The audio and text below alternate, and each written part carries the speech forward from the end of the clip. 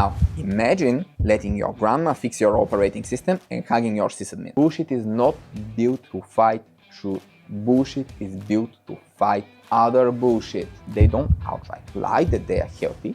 They just turn your attention away. Give the person safe space. They need it. It's not smart to fake the moon landing. It's in no one's best interest. You see, oh, Australia was not what it seemed to be. Please, just come on. Hi, not even Bill Gates can do it. It's because I love searching for the truth. Hi, I'm Kellen, an 8-figure startup founder. One of the things that greatly helped me along my way as an entrepreneur was the ability to always strive for the truth and to see the truth even if it was very ugly. This ability did not come quickly. I was very easily manipulated at the start of my business, and it took years for me to gradually realize how humans and the truth worked. Today, I'm going to share with you in this huge video everything I know about the truth, how to search for it, how to find it, and its huge hidden value. Stay till the end to learn about the bullshit coalition, how to protect yourself and your loved ones from any kind of fake news, propaganda, and even the bad result of manipulation by well-intentioned people. Here we go. One of my heroes is Carl Sagan. He said one of the saddest lessons of history is this: if we've been bamboozled long enough, we tend to reject any evidence of the bamboozle. We're no longer interested in finding out the truth. The bamboozle has captured us. It's simply too painful to acknowledge even to ourselves that we've been taken. And boy, have I felt like that. And here are my two favorite statements about searching for the truth. Carl Sagan again said, "Extraordinary claims require extraordinary evidence." I just love this quote. And the other one is, "That which can be destroyed by the truth should be," from P.C. Hodgel. I love this even more. How do we approach the truth? Have you ever played truth or dare and had the following thought: if I choose dare, they can still dare me to tell the truth about basically anything because it's a dare. But if I choose truth, they cannot really turn this into any kind of dare except for telling the truth. It seems there is kind of asymmetry both in this game and in life. It seems like action is somehow more valuable than truth, because you can always take the action to search for the truth, but just knowing the truth doesn't have any benefits by itself, because if you do nothing related to the truth, you can still fuck up no matter the knowledge you have. Success in life and everything else is defined by your actions. Does this mean that actions are more valuable than the truth, the knowing? And I can tell you who thinks like this for sure: nature. Because passing your genes does definitely not require knowing it, but it surely requires doing it. Truth, however, it feels important. We never want to be wrong, do we? Then why the sad reality is that most people are wrong about most things? Is it evil manipulation? Is it propaganda and bad actors? They play their role, but it's not the main part. Life is long, and if we really had the tools to find the truth, we would get there despite all evils. The core reason is actually within us, and it's biological and quite easy to explain. The main problem with objectivity is that believing the actual truth was not a significant evolutionary advantage when we evolved tens of thousands of years ago. You know what was somewhat of an advantage though? Believing any potential truth, just believing in something. Not being totally confused and acting with a plan, even a bad one, resulted in gathering experience and improving over a lifetime. Then again, you would never want to live with a different truth from your tribe. The plan needs unity and cooperation, and passing your genes requires not having the status of an outcast idiot who believes in a different reality from the rest of the tribe. This was such a strong factor that conformism is built into our biology. The strongest evolutionary advantage was not to know the actual truth, it was to have one perceived truth with those around you. Then you could make coordinated dares as a group and be competitive against any other groups of humans and the elements of nature in a very harsh world. Coordination was how humans conquered the earth. Let's recap how the world then and the world now looked. We'll examine 3 qualities of our beliefs in each case. Are our beliefs useful, beautiful, and true? Let's see the value of usefulness, beauty, and truth in tribal times. The actual objective truth was very hard to come by in the Stone Age. Unless you ate the wrong mushroom and died, which gave very valuable data points to all other members of the tribe, not to you, apparently, few interactions with the world would be definitive enough to come close to modern science. Wise old men and women had remarkable intuition from observation and the stories of their ancestors, but it was more of a how to survive feel than a structure of precise knowledge like we have today in science. We had no idea how the world works, and attributed scary, unexplainable events like lightnings to gods and spirits because the actual explanation was totally out of reach. In such a world, everything was based on usefulness. Could you use it for something? If a belief helped the survival quest of the tribe, it was valued and survived in time. Otherwise, not really. Believing lightning came from the gods was less scary than not knowing the fuck was going on at all. A potential truth always won the evolutionary battle against no truth at all. Beauty was secondary, but it was still there. It was nicer to believe in the beautiful than the mundane. People could have believed the gods threw down lightning when they are bored, which is a perfectly rational thought, but where's the fun in that? It was because of anger. There had to be drama, there had to be story, there had to be beauty, because beauty sticks and makes the story survive in competition with other stories. Beauty and the love for it is also biologically built into us. Objective truth was almost nowhere to be found in the Stone Age. Even in the much more advanced time of Aristotle, who had a lot of other Greek thinkers to learn from, people were wrong about almost everything. Aristotle asked a lot of good questions, but he answered almost all of them wrongly. So, evolution did not prepare us for the concept of scientific truth at all. People were happy with the gods and spirits and made up myths. Society worked, and all of the improvements that could happen with science, like reduction of child mortality, were unthinkable because people had never seen any better. They could not imagine life differently. This is why human scientific progress was so incredibly slow at first, but then it sped up, and after the Enlightenment age, sped up dramatically. We needed to believe that progress was possible in order to make it happen. Now let's see the value of usefulness, beauty, and truth today. In the modern world, we have a mess of beliefs that are all possible combinations of useful, beautiful, and true. Right, that sounds right, but it's wrong. Because almost every existing belief that is not completely self-destructive, like psychiatric conditions, is useful. So you don't have a mix of possible combinations. Every belief that someone has that is not immediately self-destructive is useful. Because evolutionary, it's useful to have it. For whoever expresses it, not in general, not in the abstract, but for the person who believes in this shit. Even the belief that the earth is flat is like that. And you'll be like, what? Believing the earth is flat is biologically useful, and it's fine for the people who believe it. Now, you may be really surprised to hear this in the video about truth, but let me explain. You evolve to believe in any potentially useful truth, and if you believe in one, well, you're using it to solve some problem. It may not be objectively true, but who cares? Biology doesn't. Evolution wired you to survive and pass your genes. For this, you need a tribe. In a messy, atomized modern world where people no longer form tribes the way they used to, desperate times require desperate measures. And as you know, biology is all about desperate measures. We make new tribes based on whatever fiction we stumble upon first. The fiction itself doesn't matter that much, only that we find a tribe where we are valued and special enough for survival and finding a mate. A tribe where we find status. People in many conspiracy theory movements derive their status mostly because of the attacks, the onslaught against them. The lowest level of emotion in any relationship is contempt. It's even worse than aggression from an emotional standpoint. The contempt that we carelessly give flat earthers only makes them see themselves as rebels of the truth. The gap we need to bridge can only be bridged with love and understanding, not ridicule.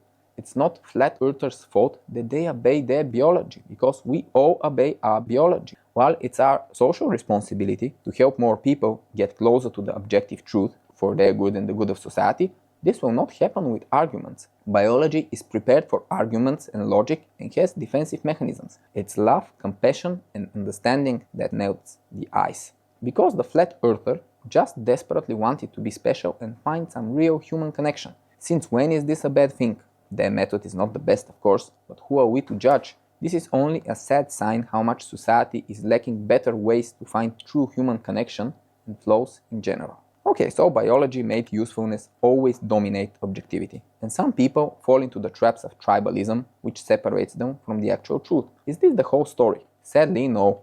Because the worst danger to the world's collective sanity is not the flat earthers. It's the untruth that most of us believe in. And here, beauty plays a much bigger part. Beauty, in its main channel of spreading storytelling, is a part of many conspiracy theories, but never the central part. If you think about it, flat Earth and spherical Earth, both beautiful. Yes, if aliens ever visited Earth, it's kind of beautiful and interesting, makes a great story, and if they didn't, it's boring, there's no story. So we kind of want to think they did because we are wired for beauty. But they most probably didn't, during the vast distances in space and the fact that faster than light travel is almost certainly impossible. And this is a great example about how arguments don't help. If you talk to an aliens conspiracy theorist who believed that there were aliens on Earth, they will say stuff like, but what if a super advanced civilization built a spaceship that can travel faster than light? And then you go into a very logical argument about explaining that the speed of light is the speed of causality in the universe and it's just not like the speed of sound or some other arbitrary limit. And it's built into the fabric of reality itself, according to Einstein. So by this argument, you actually just made the alien supporting belief stronger, not weaker. But why? We presented all the right arguments, all the science.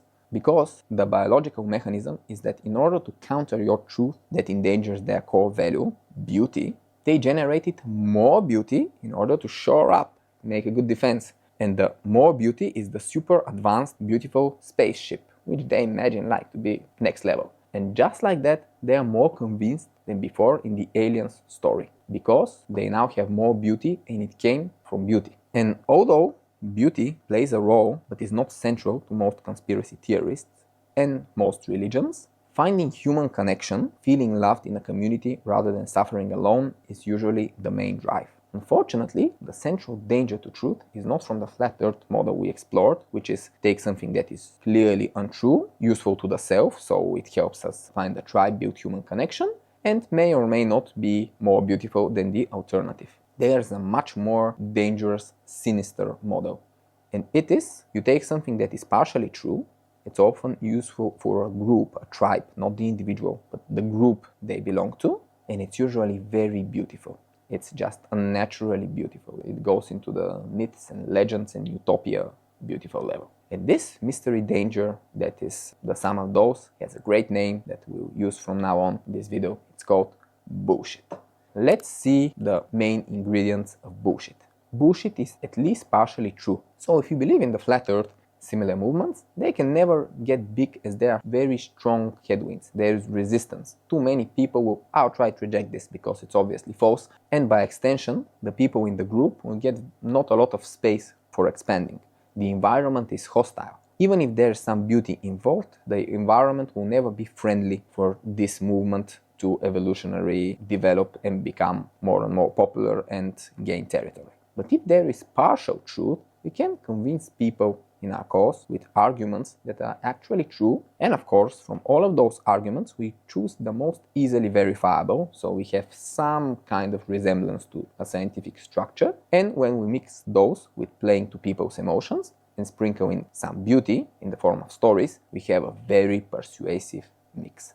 It's often useful to a group, a tribe. People are social beings that biologically want to fit in a group, their tribe. It is built into all of us.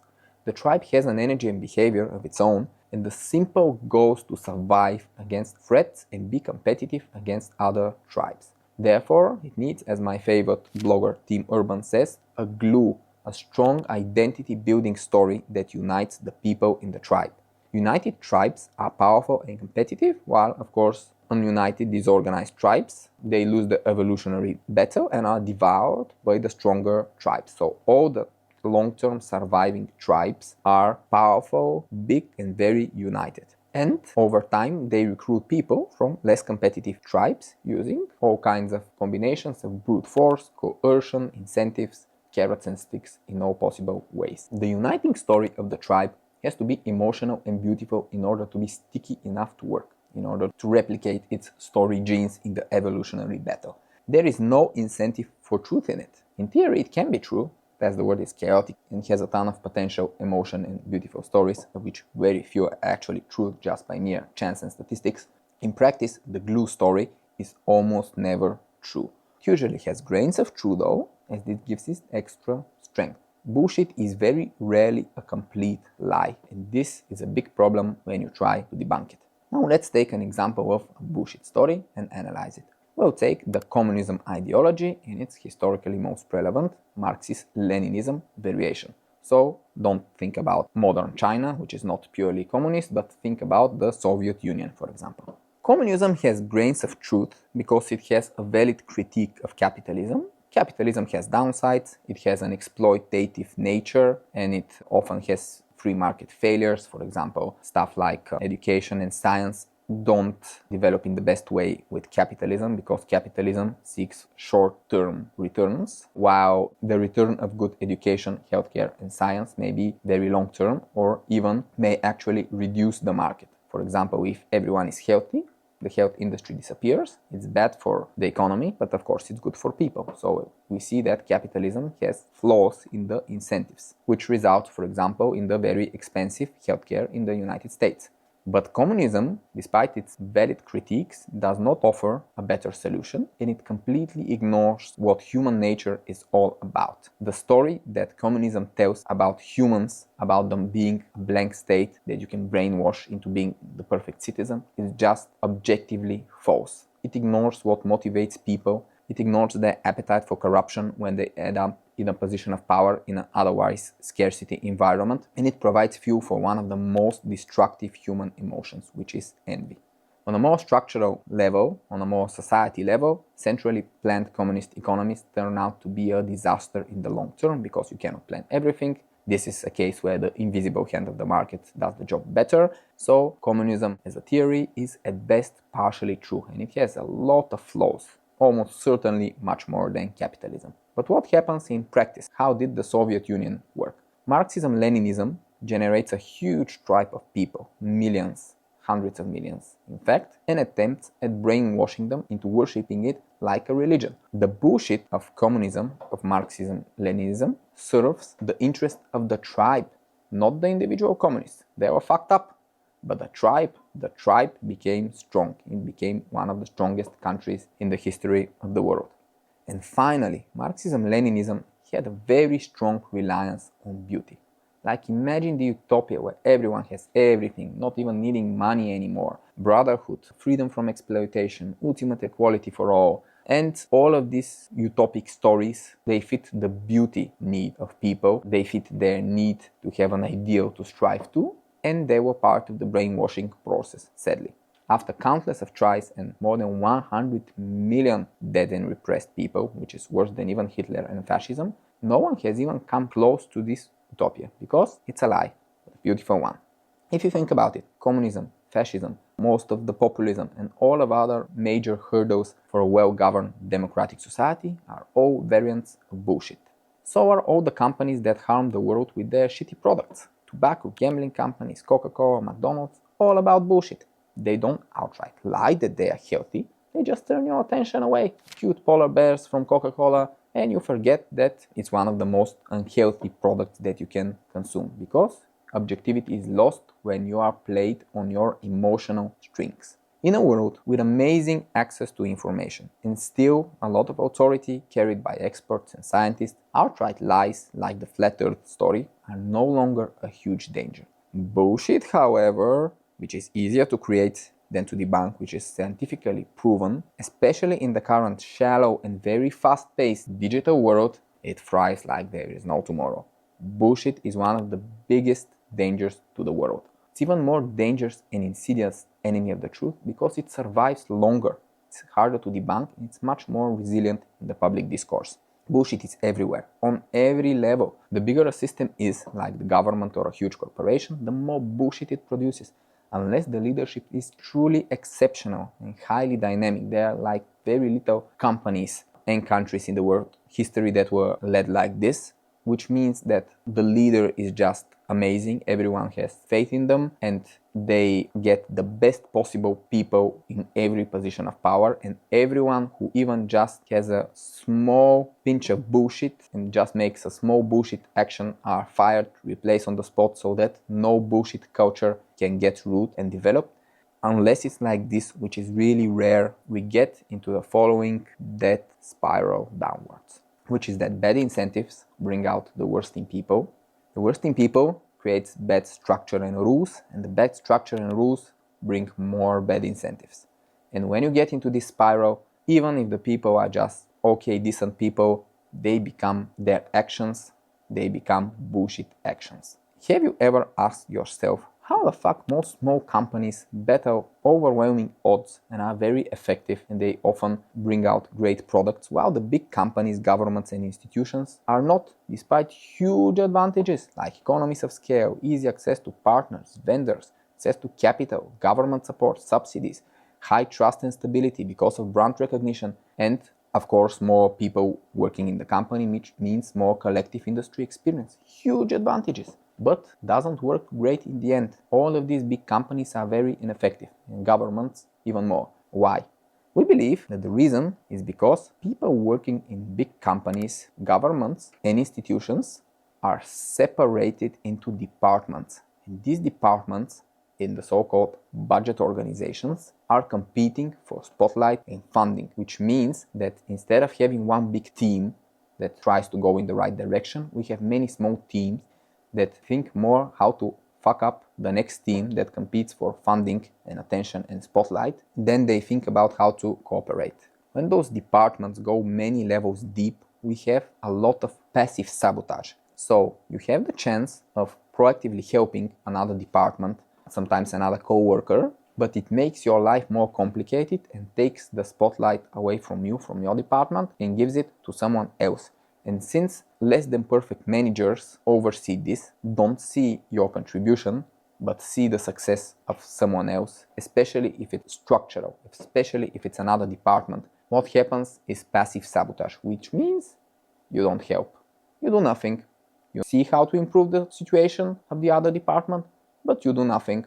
This way, you don't create extra work for yourself and your department, and you don't feed the very valuable currency of spotlight and the even more direct currency of funding to your competitors for a piece of the budget. And this is a huge problem.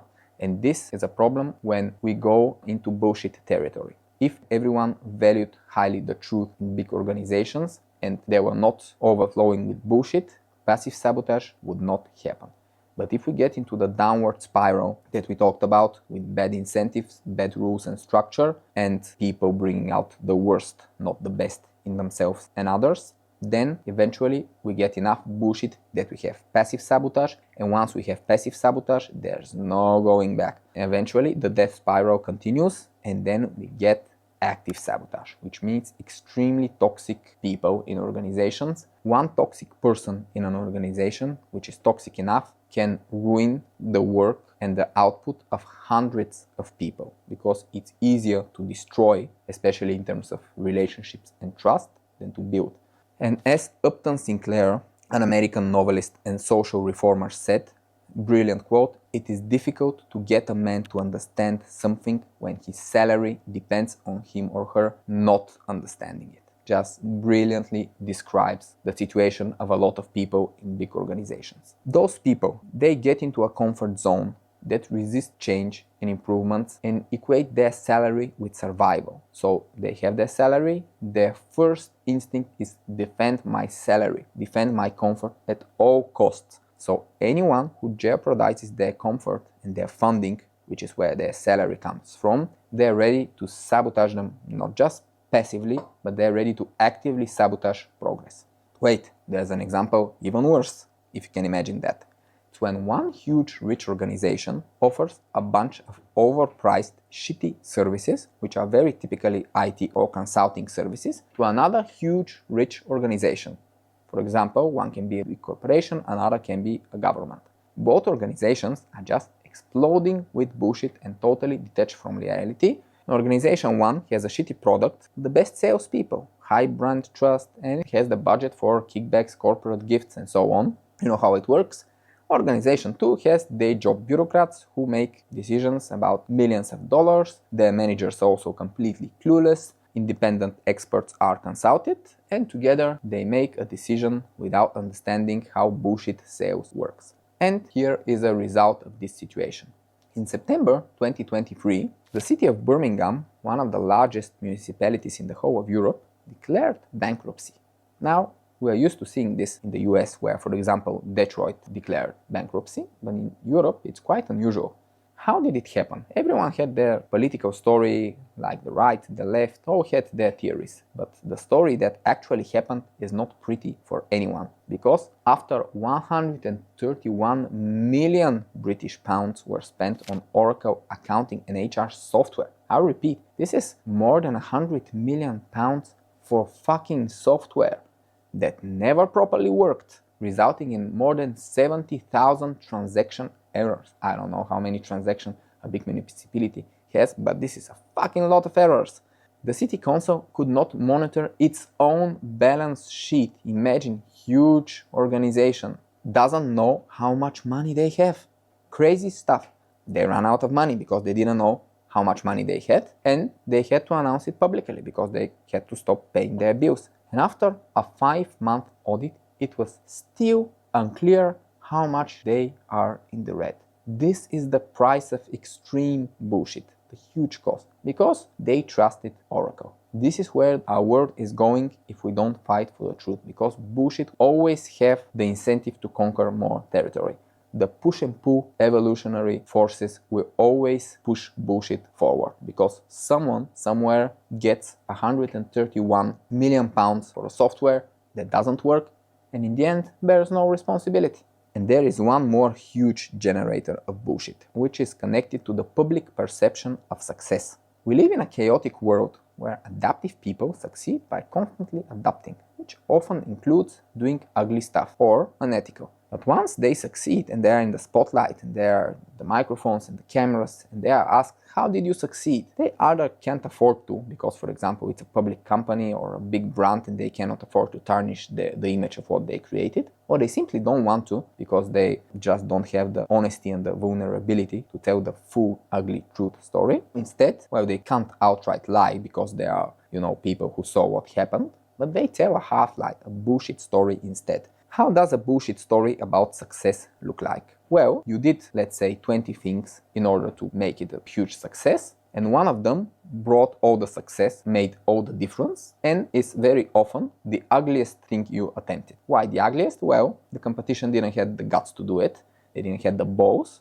You did it, you succeeded, but then it looks very bad what you did. It may not be illegal, but it just looks ugly. It may seem unethical, at least. So, what do? As a founder, you ignore what you did, and in the public's eyes, and sometimes even in your eyes, you pick 5 or 10 really nice, really clever things that you did that actually made close to zero difference for your success, and you don't tell about the ugly thing that you did that actually brought most of the success. So what's the harm in that? Okay, it's not even actually a lie, like they ask you what you did and you tell almost the whole truth. The problem is that people look up to successful people and actually they expect to get success and create value in this world by copying the actions of other successful people before them. And if you lie about the actual truth about what made someone successful, the end result is that people go into very wrong ways, and instead of creating value, they destroy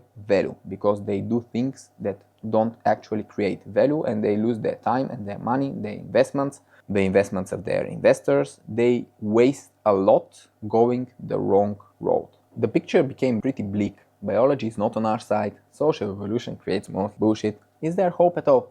Yes, the hope is in you. You have the potential to rise above the bullshit and dare to fight for the truth.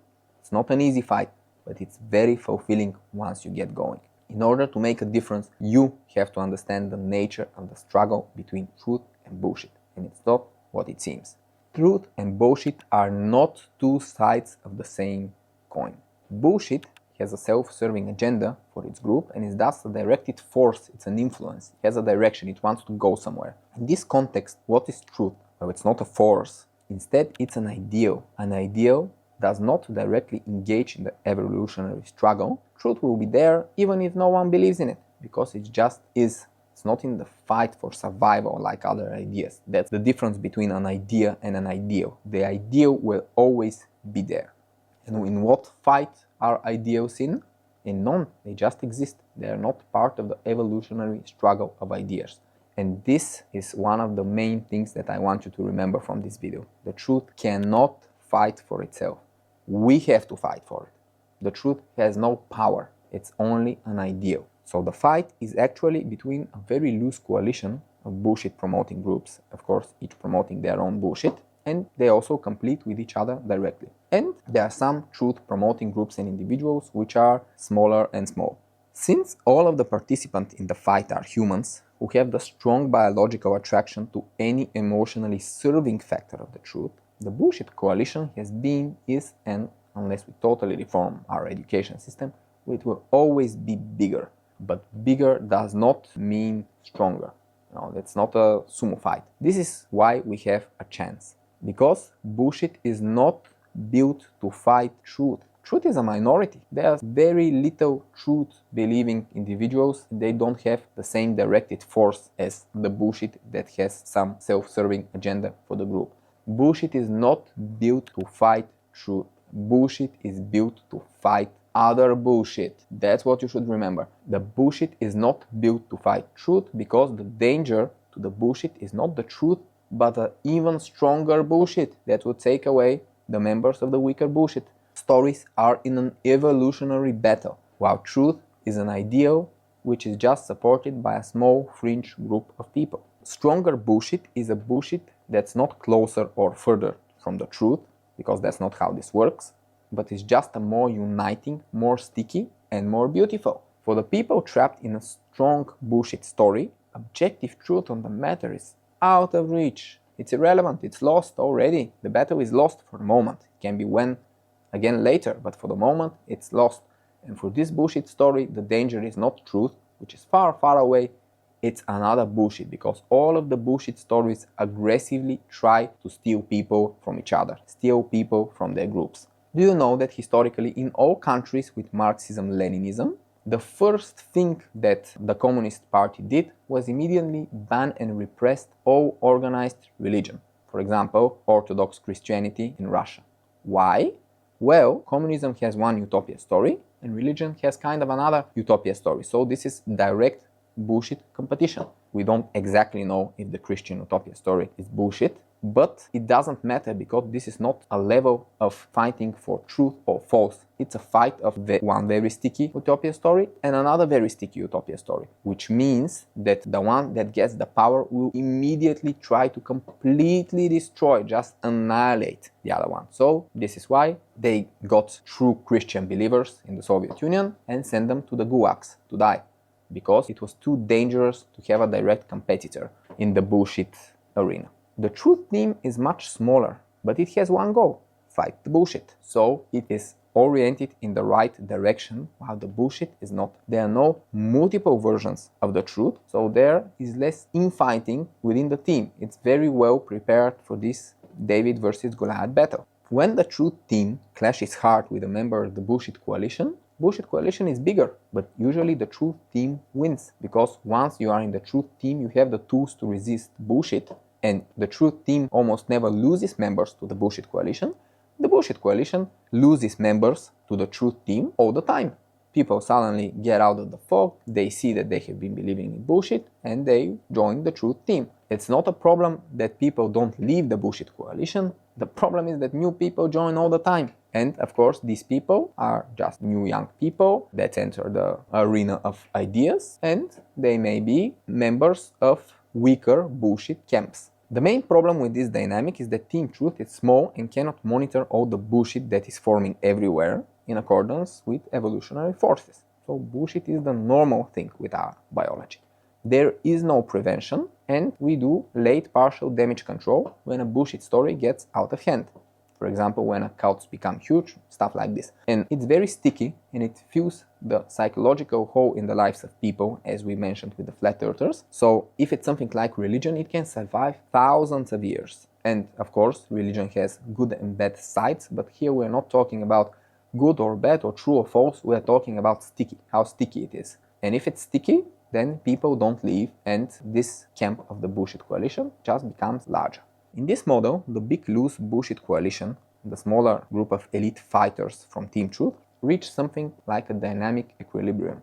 In modern times, the dynamic equilibrium is swinging much faster than it was in previous times, because we have the internet with all its good and bad sides, and it has great things like Wikipedia, which is a great anti-bullshit tool with its very good neutrality principle. And we have the approaching AI revolution, which can scale the efforts of Team Truth so that, for example, everyone has, let's say, an AI agent that can fact-check stuff and fight for the truth. And there are hopeful signs. But on the other hand, on a more systemic level, the rise of populist politicians is a huge warning for the existential danger of the spread of those bullshit stories and the effect that can have on society. So we can go in either direction. Now is a critical time for humanity in terms of the truth versus bullshit struggle. Let's see 4 separate questions. Why fight for the truth in ourselves? Is it worth the resources? And then, if we decide that it's worth it, how to do it? And then we can ask, why fight for the truth in others, including our loved ones? And if yes, how to do it? Let's go through those one by one. Let's see first why we should fight biology and build actual objective truth or whatever is closest to it in ourselves.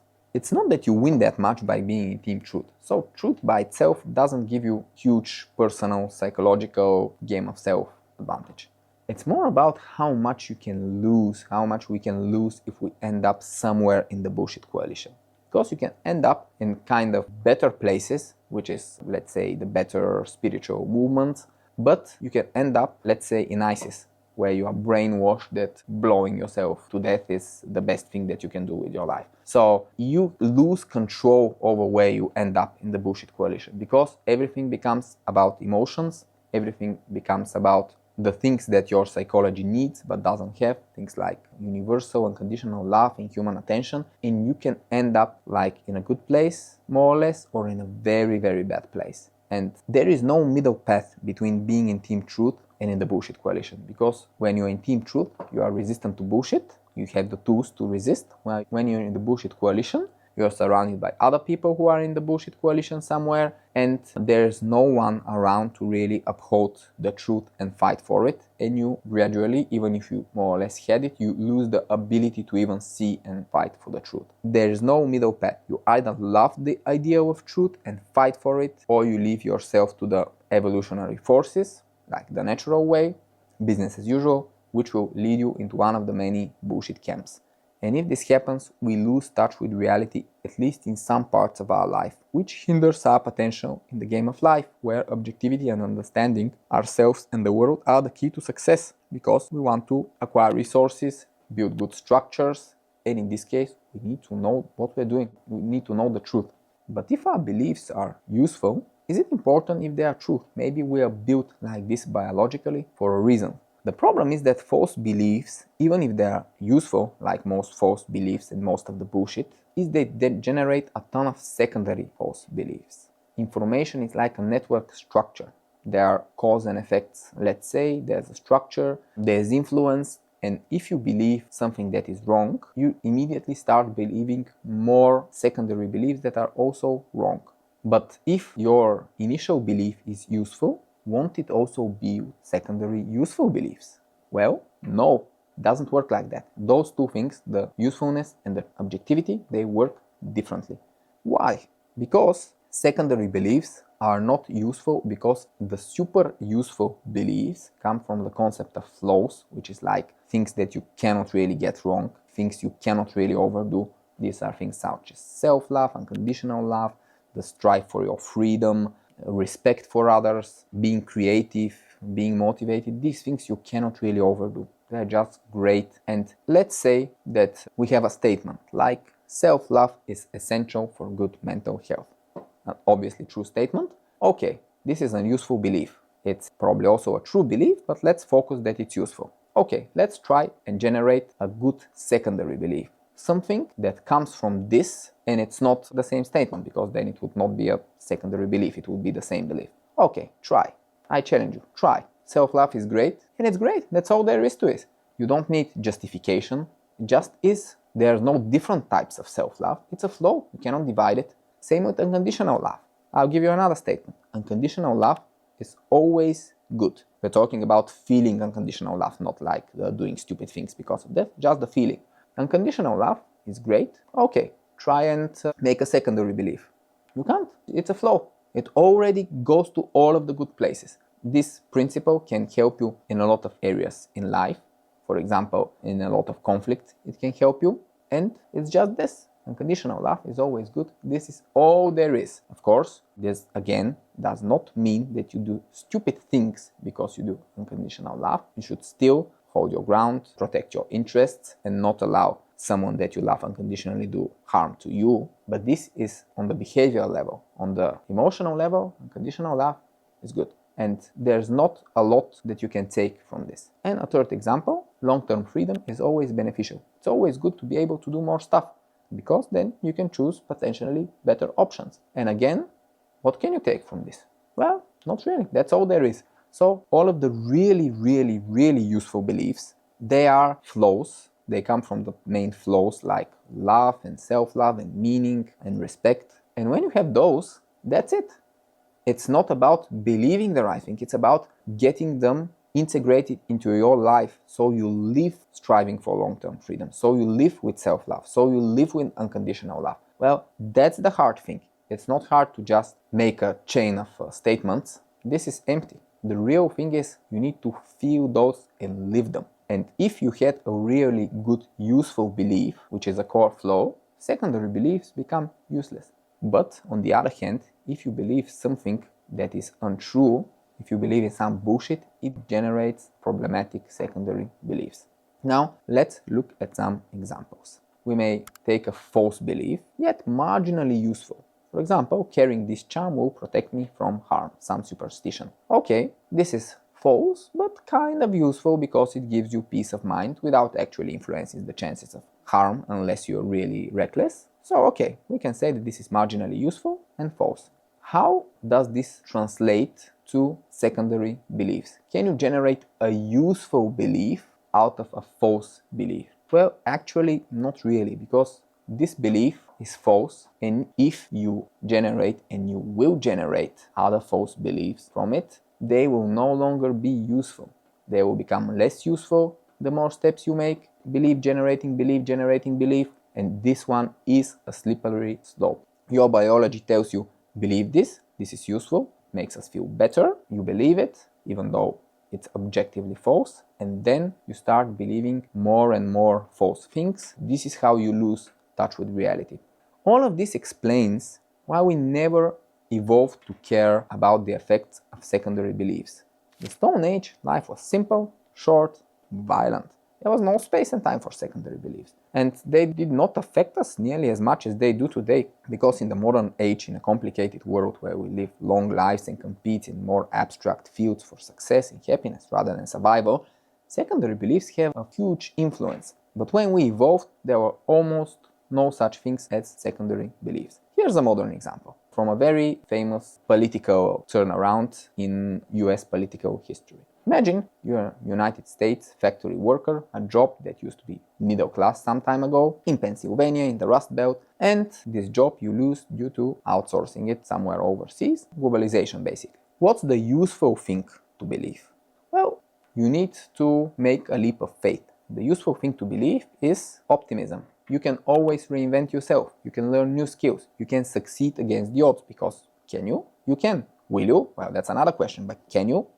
Absolutely yes. The useful thing to believe is that fighting for the well-being of your family, that you have to feed, you have to put food on the table, fighting for your community, your friends who may be in a similar hard time, fighting for your loved ones in times of crisis makes you a hero. Simple and beautiful. It gives you every reason to live your life with fulfillment, with pride. And this is what the story can look like. But let's see what happens when you touch the bullshit coalition. A populist politician from the bullshit coalition holds a Pennsylvania rally to specifically send you the clear message that you're a victim, that the politicians from the other party are to blame, of course. No brainer. Those greedy globalist, neoliberal, sociopath motherfuckers outsource everything to China and Mexico, left you in the dust. You're a victim, and on the surface, this is close to the truth. It's not the whole truth. There are pieces of truth intentionally left out, because this is how capitalism works. We signed up for this game. This is the system of the world. And the problem is that it's most of the truth, but not the whole truth. And unlike the truth, which is always impartial, remember it's an ideal, not a force, here there's an agenda, there's a direction of emotional manipulation.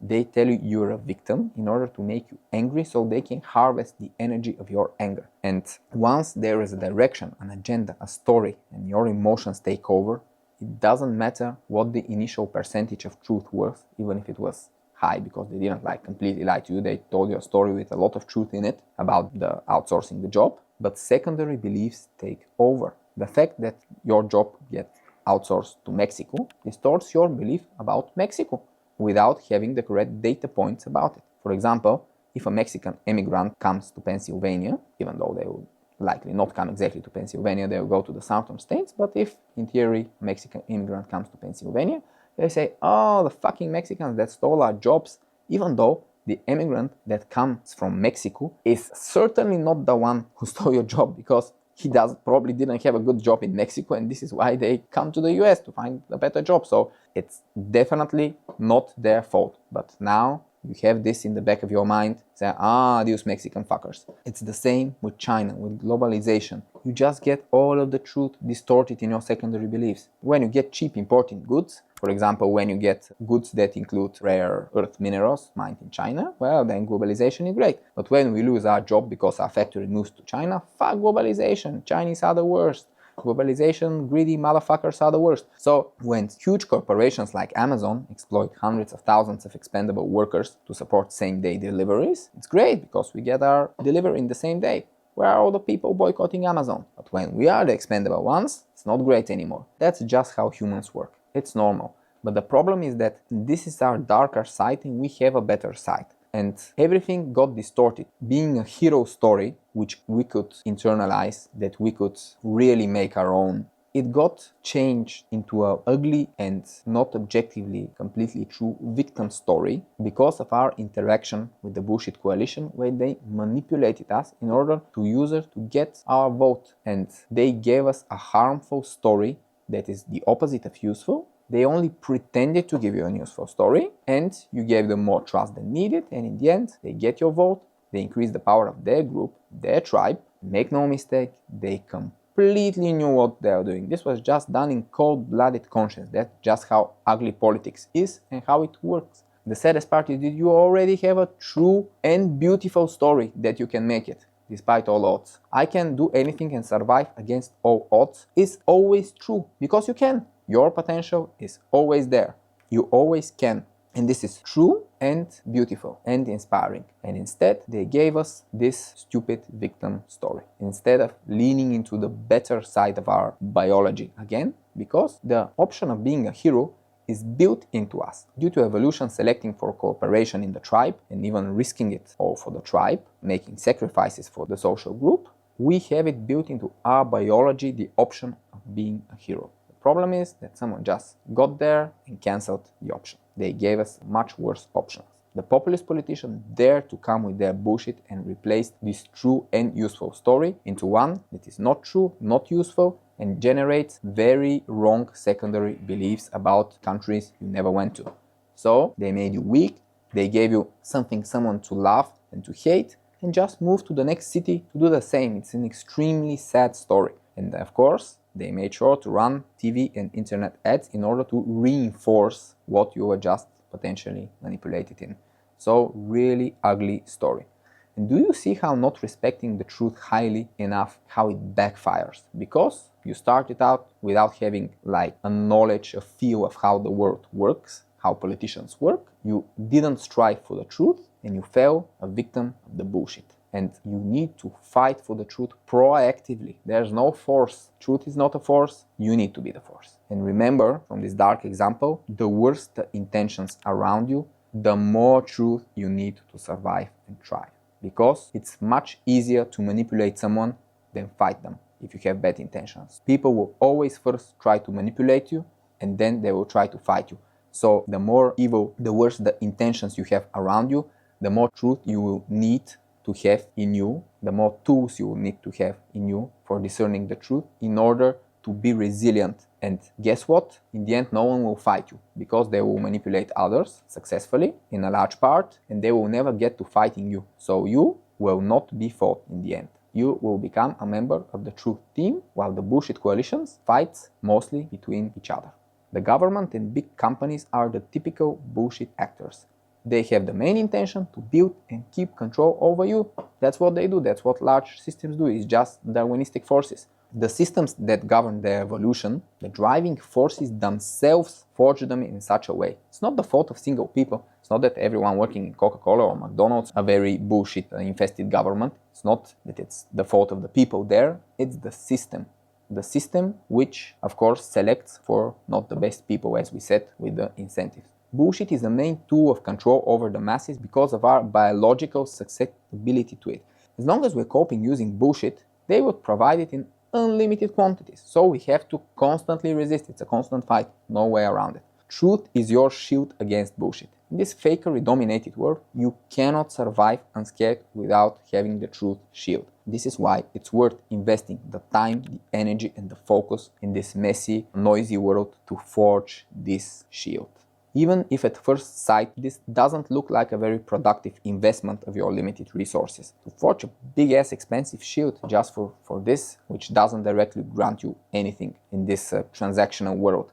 But as usual, in what I call vibe systems, everything truly great creates positive ripples, endless positive ripples around. Think about it this way. In order to be successful in the game of life, you have to understand it, to know how it all clicks, how it matches, how it works. The world is like a Swiss watch with all of the small gears that just click and they move each other. So you have to understand how everything in the world clicks and moves. In order to understand the world, you need the shield of truth. Otherwise, everything is distorted due to the bullshit everywhere, just telling false stories about everything. Actually, not false, even worse. Partially true, partially false. So it's much harder to spot the bullshit. And think it this way. If no one else has the truth shield and only you do, if only you can find the bullshit, if you have the competitive advantage, imagine how successful you can be. All of the other people, they will see just partially how the world works at best, while you can see how the whole world works. You will see all of the relationships. This would result in endless great business ideas and product ideas and anything you need to have tons of money and freedom. And the fact that forging this shield is not biologically programmed into us and takes resisting our natural tribal instincts, this holds everyone back, not just you. But when you know it holds everyone back, you have double the incentive to go and crush those barriers and fight for the truth, even though it's not a biological thing. And in fact, it's not that hard, because once you know that the biology is the problem, it becomes easier, because most people have the very wrong and inaccurate view that they are biologically attracted to the truth, because we live with this idea that, okay, it's a biological evolutionary advantage to know the truth, so biology should try to get us to know the truth. We want to know the truth. But the thing is that it doesn't work. You cannot brute force your, let's say, love for the truth, because you cannot brute force love of any kind. We'll talk about this in a minute. Once you know your true allies, which are not biology, they are flows, things like energy, motivation, curiosity, love, and the intelligence-defining power of human prediction, which is the main thing that separates your brain from an animal brain. Humans are insanely good at predicting, while animals can't predict shit. So this is how you can turn the tables around. Biology is in the enemy camp. It's out there. It's very powerful, very predictable. So you can play around and get the best of it. You can trick it. You can use the power of flows and even its own desires. For example, you're in high school, you don't feel like learning science. Science is boring. How about the pretty girl in science class that you want to hang out with? Okay, suddenly want to learn science. Took 3 seconds and one thought, but the right one, strategic thought, to commit yourself to a good direction, and then you follow it. It's tricky, of course, to self-manipulate yourself like this. Don't lie to yourself about it being hard. Tricky is not hard. It's just being a skill that you can learn. It's not hard. Okay, I've convinced you that it's worth it. Now it's time for practice. How do we resist the strong manipulation of the bullshit coalition? How to fight biology and bullshit with truth on the line? Let's think about how we start. Humans are born as little, clueless, copy-pasting machines. They have such empty brains, of course. Not literally, figuratively empty brains. And they have so much to learn. That word is so complex for a human being.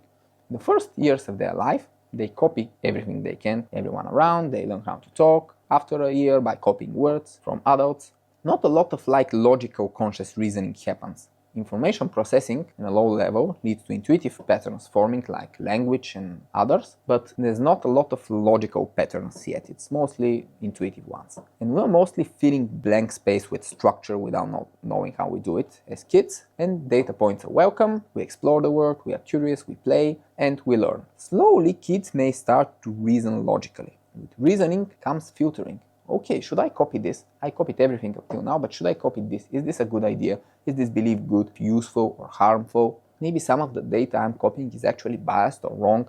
How do we intellectually differentiate? So we're talking about like consciously, not subconsciously. And this is where young humans encounter the all-important concept of trust. Do we trust the information that we get? Or do they? See, the above is totally true and totally wrong at the same time, because here we have another language fuck up with our language, because there are two different types of trust, making it a very weird type of trap word. So a word that is confusing to our brain. There is emotional trust, which is about people's intentions if they want to give you good or bad stuff, basically, good or bad influence. It's about people's intentions, and it's carried and felt by love. For example, if you feel loved, you feel emotional trust to this person usually. And then there's intellectual trust, which is about people's competence, not about the intentions, the competence. The intentions is what they want, the competence is what they know, and the intellectual trust is carried by structure, logical structures. Let's get again of how humans grow. Babies have a sense of love from day one. This is why babies feel emotional trust in their very first year. They cannot talk, but for example, one person holds them, they cry their lungs out, then another person holds them and the babies are super happy. This is because they have different levels of emotional trust to different people. Of course, there's nothing intellectual in this. The baby is still very far from intellectual skills, but they have emotional trust. Babies, they are of course not able to interpret complex knowledge networks. Toddlers also mostly copy and don't filter. And even if older kids wanted to filter, they don't have the intuition and intellectual experience to do it for complex fields such as, let's say, politics or economics, real complex stuff. So intellectual trust is a very adult thing. It's one of the most adult things in life.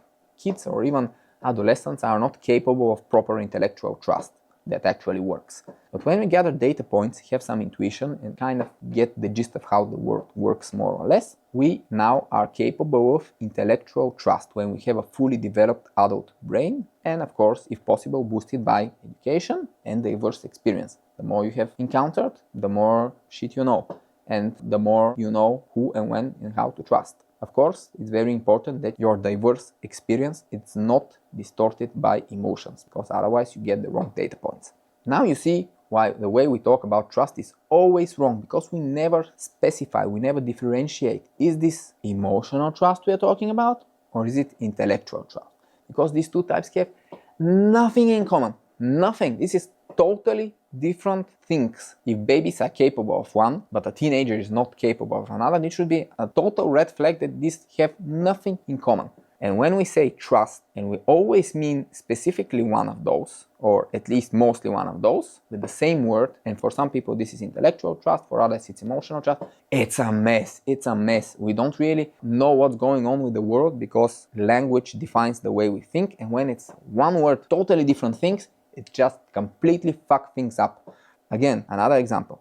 You can feel emotional trust for your grandmother and hug her and just share her your most personal stuff.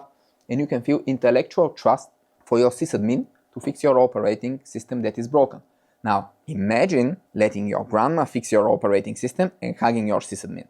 That's what we're actually doing on some levels in the current world. It's just madness. Trust in its two varieties is literally at the crossroads of the human experience. We love in IGrowYounger to say that life has two central spectrums. One is the love-fear spectrum. Do we feel more love or more fear, which is about emotions? And the other is the chaos structure spectrum, which is not a personal one, but a universal one, which is about structures and actually what structures govern our lives. So you can have the love emotion and the chaos structure, or lack of structure in this case, govern your life, and you're in this quadrant of love chaos, for example. And actually, because intellectual trust is carried by structure and emotional trust is carried by love, and you have this big trust crossroad, that trust in all of its meanings defines a huge amount of our lives.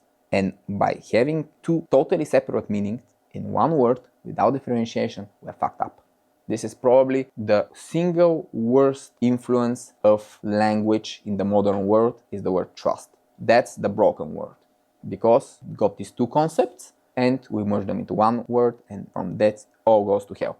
How did this happen? How the two fundamental human expressions of life's core forces, basically, love and chaos structure, and how did we merge them? Well, when we evolved while living in tribes, emotional trust was everything. It was the bonding force that led to cooperation in the tribe, makes humans the masters of cooperation, and eventually the hegemon force of the planet, which we achieved by cooperation. Where was intellectual trust in the Stone Age? Nowhere. This concept is not biological because it's new. People were not really intellectual at all in the Stone Age. Everything in the tribe had access to roughly the same information, so they were not like knowledgeable, erudite folks.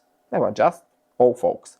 There were little to no situations where you would trust someone else for information that you could not later verify yourself. There were situations where everyone knew the objective answer of a question after some time, like, does bison meat spoil in the heat? Well, tomorrow we'll know. We check if it's spoiled or not, and we'll see. And then for the future we know. But all of this knowledge goes to the entire tribe. You don't have to trust someone else in order to get the knowledge. And if you trust their feeling about this, then you realize if they're right or wrong, and you know whether to trust them or not in the future. It was kind of very simple. And of course, you had situations where no one knew the objective answer, like what's the deal with lightnings? We never know for sure. Let's make an angry god story about it. And there was no shit like, I read on social media that Nicki Minaj's cousin's Francis Bose got swollen after a COVID vaccine shot. And I totally believe her, because she's hot and famous. So this was actual thing that happens. For those who didn't know, it's spurred a major controversy because of a Nicki Minaj tweet about her cousin's Francis Bose. And this is just crazy. I don't know who the lead expert on COVID vaccines is.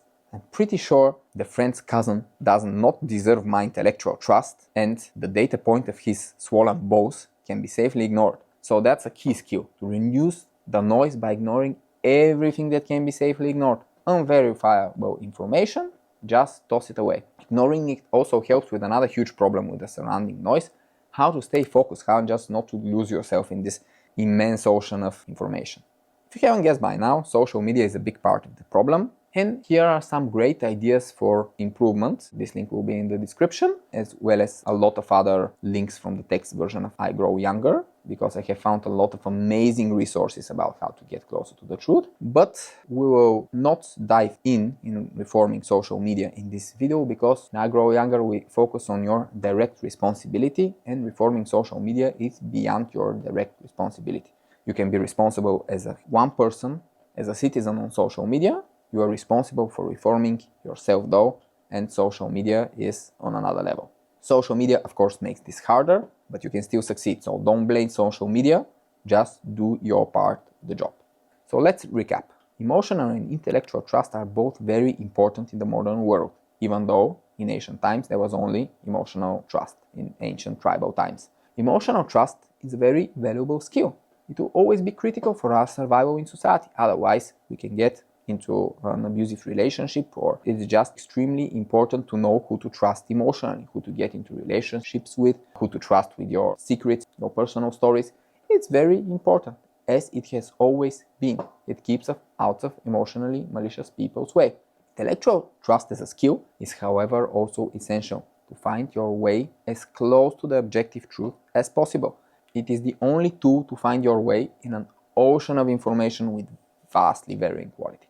Many people have imbalances in their levels of emotional trust, mostly due to past trauma and amplified possibly by genetics. This is a subject for professional psychologists and therapists, and out of the scope of this video. Now we'll focus on intellectual trust. The main skill you need to access the best, least biased information in the ocean of information about anything is which sources to intellectually trust. You cannot verify everything yourself, it's just not possible. You need to know which sources to trust. And intellectual trust is all about this. First, let's see what happens if, like most people, you don't differentiate intellectual from emotional trust.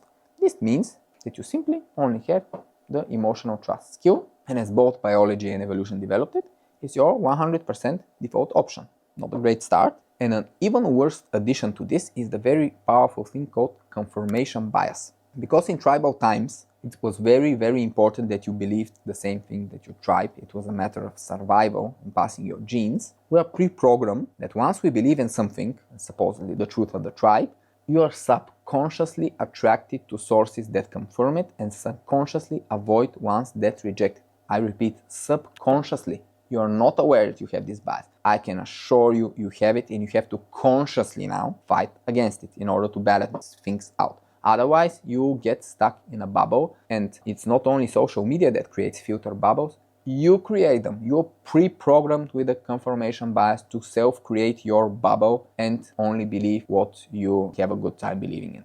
As you can see, the bullshit coalition is dominant for a reason. Enough for a confident, charismatic politician to win your emotional trust, they can just shower you with bullshit, everything gets in your brain. You will not only not resist, you will love it. Your biology will tell you to love it because you find someone who supposedly cares about you and will fight, they will be on your side, in your tribe. Confirmation bias will make sure you will not change your mind easily at all. And all populists, left-wing, right-wing, everyone who is in the bullshit coalition, they know this very well. So what happened in recent years? Populist politicians, before they tried to have grains of truth.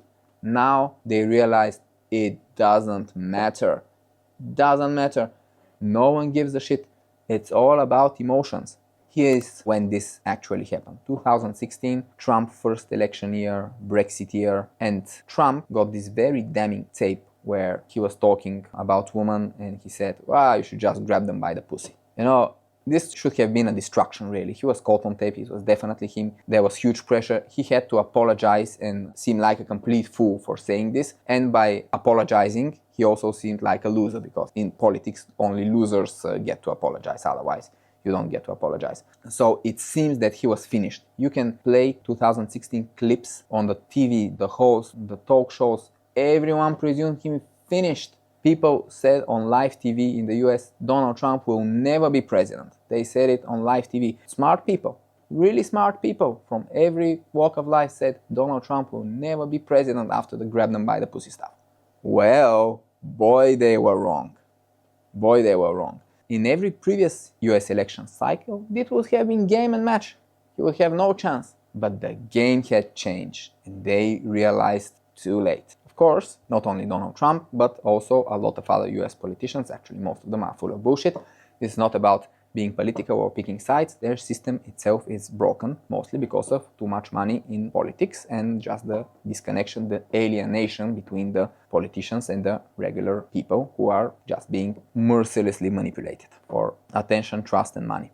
Bullshit also plays a central role in sales and advertising, especially of addictive and harmful products. Every Coca-Cola ad is just bullshit. It's meant to trigger your emotional trust, draw your attention away from the health effects of drinking anything with shit ton of sugar in it, and just go as far away from the truth and as far away from objectivity as possible. The truth is that we will never be able to stop political and corporate manipulation from existing. It's what they do. It's evolutionary forces. It's who they are. It's not the fault of individual people. It's just how it all works. But our job, our personal job, is to see right through it, not be influenced one bit. That's your fight, that's your battle. How do we train the skill? Ideally, in a way that would make the training beneficial in itself. Somehow, there is a perfect playground. It's the conversations with people we care about. Unfortunately, the communication between politicians, advertisers, brands, and us is one too many. It's broadcast. It's things like TV, media, online ads, billboards. So even if I feel that a Coca-Cola ad is bullshitting me, I cannot somehow retaliate. It's just the channel is one too many, it's one way, and I cannot just say, fuck you Coca-Cola. Of course I can, but it leads nowhere. It has no value, this saying. Makes us feel a bit powerless and demotivated, which unfortunately gets the bullshit more into us. We are more motivated when we talk with our loved ones in symmetric conversations, two-way conversations, where we exchange not just information, but also emotions. And this is where we can build. If you think about it, another less visible but very consequential arena where truth clashes with bullshit are all of the private and small group private conversations where stories are the most powerful tool of influence. Someone tells a story and says, because of this, I believe that this and this. For example, Trump is the best or Trump is the worst. And those stories told in private by people who we emotionally trust are the ultimate influence we get. Nothing gets more into our brains with less filter on the entrance. This is where you can make a difference in building your shield of truth. Because this influence by our closest, loved, well-meaning people may involuntarily be bullshit. Sorry to tell you, but even people who you love and who love you will tell you a bunch of bullshit. Still, the fact that they're well-meaning is all important because this allows safe space for vulnerability in these conversations. If you're new to this, if you're only just starting to develop your emotional trust, you won't be able to develop your emotional trust in a hostile environment.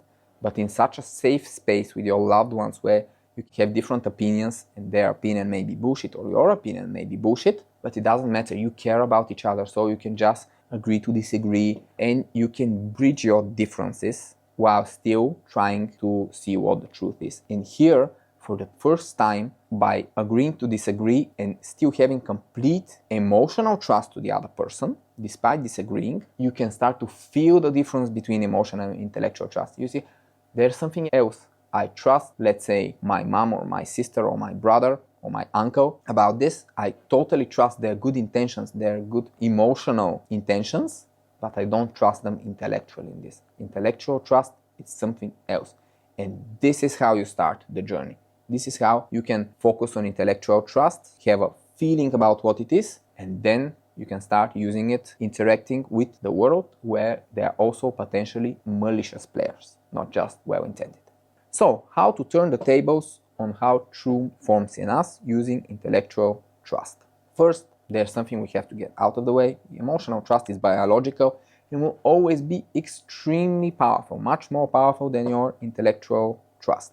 It's just how it works, it's biology, cannot do anything about it. So before the differentiation process becomes your instinct to search for the truth and to always evaluate information you get via intellectual and not emotional trust, you have to consciously remind yourself from time to time that truth and emotions belong to different categories, requires different approaches, and mixing them up is very counterproductive, not to say explosive, both internally with you and in relationships with others. Every fighting couple knows this. If during an argument one person talks about the facts and say, hey, you did this, I didn't like it, and the other talks about emotions like, hey, you made me feel like this, then they talk in different languages. They can never find common ground while the argument goes like this. They are just unconstructively hurting each other because every time you receive a reply in a different language, you are hurt because you feel like you are not seen, you are not heard. It's like they are not acknowledging your identity, your feelings, and your challenges. And every back and forth like this is really hurtful. So, should pause and someone should switch the language. Usually the smarter, more emotionally intelligent person in the fight will switch the language. He will be talking first about the facts, then about the feelings, or the other way around. But it's very important to just switch to the same language. And from this, I want you to remember that facts and emotions cannot coexist in the same conversation. That doesn't work. Categorically different things. The master truth searcher tunes down their emotions except one. It's very hard to explain in words if it's not something you have felt, but we can call it simply the love for truth. It's a flow, it's just this thing that becomes a part of you and you start respecting truth extremely highly. Where does it come from? Well, it's complex. This has no representation in nature. In the animal kingdom, everything is about usefulness in the animal kingdom. So this is a very human thing. It comes from highly human traits such as the search for meaning. I like to think about meaning in the following way. Meaning is when you believe that the world is one and things that you do influence other things even if they are not directly connected because you feel like the world is one. This is like an all-encompassing definition of meaning because I like to see everything mentally positive in the area of psychology and mental health as destroying barriers that literally are in your way of you and the things you want. And there are three kinds of barriers and three flaws that destroy them. They are the internal barriers, which says I am not one whole, and they are destroyed by self-love, which says you are one whole, I am one whole, I love myself as one whole, not separating myself into good and bad parts, I love myself as one whole. Then you have the unconditional love, the empathy, the compassion, seeing things and the world through other people's eyes, understanding them, acknowledging that they exist even though they might be different with their identities. And this requires the unconditional love flow, destroying the barriers that you have between you and others, the people you interact with, the people around. And the third flow, the flow of meaning, destroys every other barrier in the world, and then you feel the world as one, which means that your meaning may be to paint a beautiful painting, and you will not directly interact with everyone who sees the painting, but you have meaning to create something beautiful that will make the life of another person that you will never meet, that you have never met, richer, a bit better. You give them inspiration, flows, nice feelings, and this is the idea of meaning. Meaning destroys all the other barriers. Very often these things come sequentially. If you don't have self-love, then you are incapable of unconditional love. You just don't have the basis, the vulnerability needed for this. Because for conditional love, you need to be seen and vulnerable, and this comes from self-love, because you need to be able to accept yourself. So very often first comes self-love, and then comes unconditional love, and then comes meaning. This is how you destroy your barriers in a path to just better flows.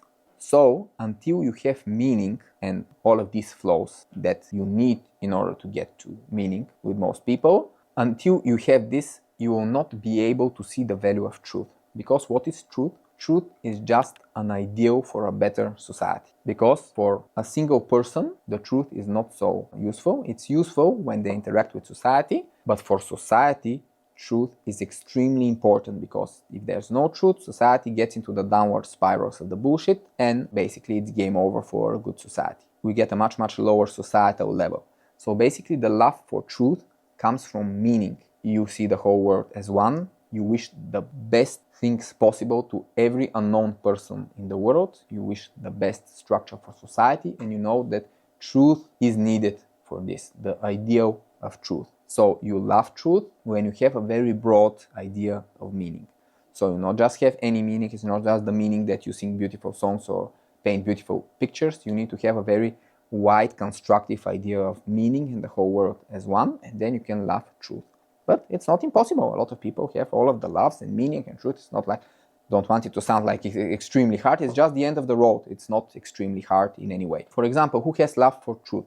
Think of the journalists in war zones and authoritarian countries who risk their lives and sometimes even their families for journalists in authoritarian countries just to tell the truth. This is what it means to have a love for truth, because they know that the truth will set you free. It will give freedom and a lot of really key flows to society, at least to their countries. But the problem is, truth is an ideal, and intellectual trust is a method. It's not a driving force. Emotional trust is more like an attraction force. We are attracted to people that we trust emotionally, but intellectual trust is more of a method. It's completely different. And so truth is an ideal, it has no force. Intellectual trust is more than a method than a force. So we need an actual force to motivate us and push us in order to pursue objectivity. Because, of course, in a world governed by evolution, Darwinism, push and pull forces, nothing ever happens unless there's a force. Without a force, nothing moves, just like in physics. So love for truth is the force. This is the force that people have in their hearts who really want to be in the truth team and who want to bring others also in the small but powerful truth team. But beware, it's not a given that the love for truth, which may come from all of the other meanings and flows that you have, that it will combine with intellectual trust. Because the love for truth is a great thing to have. The love for truth is a force. It wants to get yourself to the truth. But the method has to be intellectual trust. And you may not have intellectual trust. You can definitely have love for truth and not have intellectual trust abilities. And then what happens? Love for truth can only work with emotional trust, the natural backup plan. And you can have love for truth. A person you love can have love for truth. They might definitely be extremely well-intentioned and want truth for all of humanity, but then they lack the skill of intellectual trust. They only have emotional trust. They start trusting sources they trust emotionally rather than intellectually. They don't have the right tools. Where do they end up? Bullshit coalition again, despite the noble intentions. So you see how many traps there are on the road to actual truth. And both the love for truth and intellectual trust require that you have more flows and less boxes in your life. So more flows means that you engage your right brain hemisphere more than most of us do due to modern lifestyle. There's a separate video in this, which will be linked in the description. Basically, love is a flow in itself, and it's obvious that you need to have flows which support each other for love. But why would a structure-based intellectual method like intellectual trust require flows? It's different things. The reason is coping mechanisms practiced by people who lack flows. In general, with the flows and boxes, people love flows, everything beautiful is a flow, love, self-love, motivation, energy, meaning. But if you lack those stuff, you cope with boxes, mostly some kind of more harmless or more serious addictions. So people cope with their problems using various boxes. The most common box that's used for coping is the box of another person. You latch into this person, it becomes your total focus in life, and in this mechanism we give huge emotional trust to someone else. They become our savior, the savior for all our problems psychologically, and in this situation we explode with emotional trust that we feel to this person, and this basically just wipes out any idea that we have internally of intellectual trust. So intellectual trust is just gone, not to this person or to anyone else, but just totally. You just lose your ability to trust intellectually because you're so biased. And when you don't have intellectual trust, you lose the ability to follow the truth and the sources. If we have strong flows, we feel no need to be obsessive about another person. We have no need for this coping mechanism. And then we have the capacity to develop intellectual trust. It's not a given that we will, but we are able to. And I bet by now you are no longer surprised how Team Truth is tiny and Bullshit Coalition is huge. It's so hard to just go around all of this biological stuff that don't care about the truth or even push us in the opposite direction. Traps everywhere. The fight for the truth may feel like a lost battle. So many even pre-requirements to be able to start to fight. Need flows, love for truth, intellectual trust skills, education, experience in order to get any sources at all, and not to be heavily indoctrinated in a bullshit group already, otherwise you're very far away from the truth you cannot even reach. So how is this possible to make it? It's not a lost battle. In fact, it's the end of your single battle, because you don't have many battles in life. You have one. All progress is connected to its parts. And if you feel that it's this way, it's different, because you don't have many battles in life, you have one. Everything that you do in order to get closer to the truth is just part of your battle anyway. Having flows, great. Having love for truth, great. Having good education, great. Having diverse experience, great. Not being in a bullshit group already, great. So it's not like you're doing any huge extra effort here. If you just do the right things, you're already on the verge of forging your truth shield. You just want to do all of this stuff anyway. You already want to have flows, meaning, love for truth, and you want to have intellectual trust, because in order to fight for the truth in you, but also in others, you need the intellectual trust skills. So everything you need to forge the truth shields, you already need. There's no extra effort here, except for maybe the very specific intellectual trust skills. But all the flows, the love, this is already your central battle in life. To have flows, self-love, unconditional love, meaning. So it's like a cherry on top of the cake. If your self-improvement is the cake, your truth shield, your intellectual trust, your ability to discern the truth is just the cherry on top. Once you have the cake, just have the cherry and it's easy. If you have all of this, how do you find the truth? Well, you have two approaches. You have a direct, logical approach, and you have an indirect, intuitive approach. The division comes from the complexity of the problem. If the problem is more binary, so you want to say, okay, that for example, NASA really sent people to the moon, or it was just all fake. It's a binary thing. They cannot be both true at the same time. People were either on the moon or not. It's binary. So you need to get to a direct answer, of course. It may be with some probability, but you need a direct answer. There's no like gray area. And another of those is climate change, real and caused by human activity. It's mostly is or isn't. With the direct approach, you can never be sure, but you can do a probabilistic approach, and you can be so almost completely sure that you're actually in practical terms sure. So, can the moon landing be faked? Is it possible? Well, surely nothing is impossible. But was it though? I'm pretty sure it wasn't.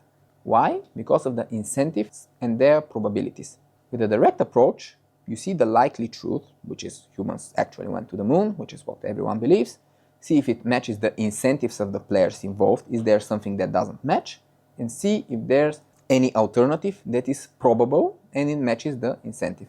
Let's see this for the moon landing. Well, everyone says we went to the moon.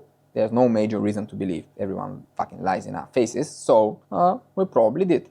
Going to the moon was hard, but possible. And why would you fake it? Why would you spend tons of money and not actually doing it when the Soviets were also wanting to do it? There was competition, and if they did it, they could expose our fraud, and then the whole world would laugh at us big time. So it's not smart to fake the moon landing. It's in no one's best interest.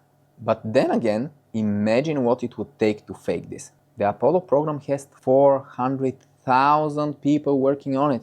Can you imagine these people? It's like if you take the biggest stadiums in the world that can hold 100,000 people, like Barcelona Stadium, it's like 4 of those stadiums of people. And each of these person has some task, does some shit. And imagine the planning and execution you need to do to lie, to threaten, to coerce, to hide the truth from every single one of those people, almost 500,000 people. And any single person telling the media, it's game over for you, and you're in a very bad place. And people have emotional incentive to share to the media because they work hard on this and they want to see actually it happen and not being fake. And they have material incentive to do because every newspaper would pay very well for such a huge story. So they have every incentive to do this. How can you stop every single one from doing this? And people talk to each other, so if you fake it, the information that it's fake, super interesting gossip will immediately spread. How can you control this? It's impossible. So who in their right mind would even try to pull something so big and so difficult off? It's not impossible, it's just extremely improbable, like 1 in a billion, let's say, something like this. It's extremely improbable. You can just assume that it happened the way that we are told that it happened, that humans actually went to the moon. Climate change is extremely similar. Could all the thousands of scientists that agree that it's human and real, that it's human caused and real, be wrong or coerced or somehow in some giant conspiracy? Yeah, theoretically. The chances are just so slim that for all practical reasons, it's not. Climate change is real. The direct approach requires clear data, like understanding and seeing the incentives of the players and fewer players, and most important, data that cannot be tampered with, cannot be easily manipulated. So it works very good in exact science. And sometimes the direct approach is possible, it's technically always possible, but it's very impractical. It will take you years of digging for grains of verified truth in a very unfavorable environment with a lot of biased actors, with questionable incentives and bullshit, and you're not actually an expert, so you have no idea what is true and what not. So let's take everyone's favorite rabbit hole, COVID vaccines. I did not in any way prepare by reading a lot of extra about COVID vaccines, so I'll try to actually be in the shoes of an actual ordinary person. There's no special interest in COVID vaccines, just want to know the truth. You have pieces of verified information, and the good thing is that a few years passed, so now we kind of have a look at this and how it played out. We can do it with more intellectual trust and less tribally. So, I have limited information, just like you, and let's just see where this goes. Let's start with the basics. COVID, definitely weird virus. Some people have a very mild illness, some people have no illness, others die young for no apparent reason. A sizable death toll, apparently big problem. Not as bad as the 1918 Spanish flu, but much worse than the usual flu. So definitely an incentive to create a working vaccine. Generally, vaccines are more good than bad. They have helped eradicate terrible diseases like smallpox, measles, polio, or nearly eradicate. And of course, nothing is perfect. Like many things in medicine, vaccines are made largely by trial and error. Biology is so insanely complicated that almost all of the medicine, I mean like drugs and stuff, it works by just testing it in a lab on cells, then in mice, then in humans, bigger and bigger studies until we have something that works most of the time. Of course, it can have side effects, it can have downsides, but it's just experimental. Medicine is largely experimental. We don't exactly know how many of the super popular drugs work. For example, with cancer drugs, we don't know how a lot of them actually work.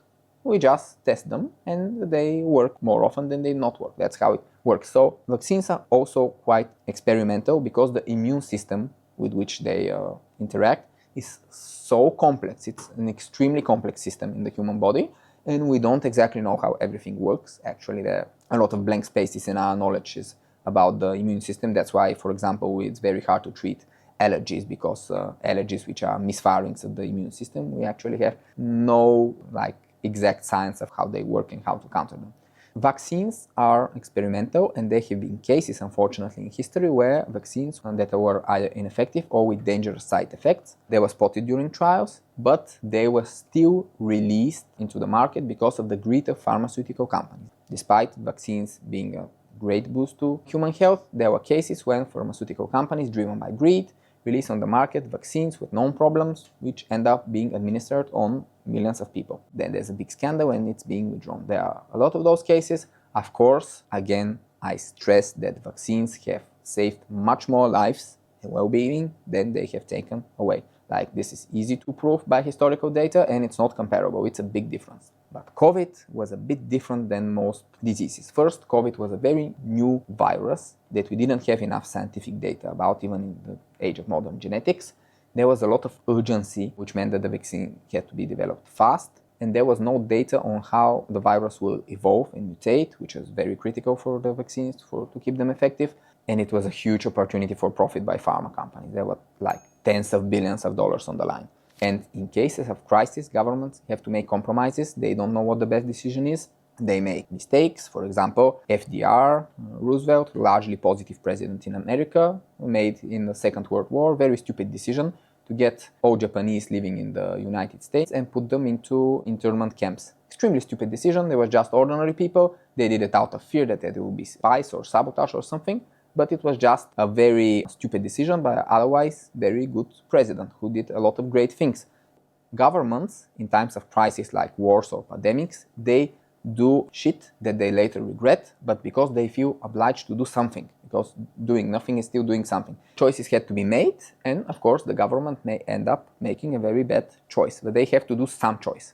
It's like if it's a government or a person, it doesn't matter. You have to do something. And governments had to save face for a very bad first response where they didn't know what they were going, and they were between lockdowns and no lockdowns, and testing was ineffective, there were no tests. So they were really keen to spend a lot on vaccines and just call it a day and say we solved COVID and let's just get back to normal life. So they really wanted for vaccines to work, were ready to spend a lot of money just on this one thing.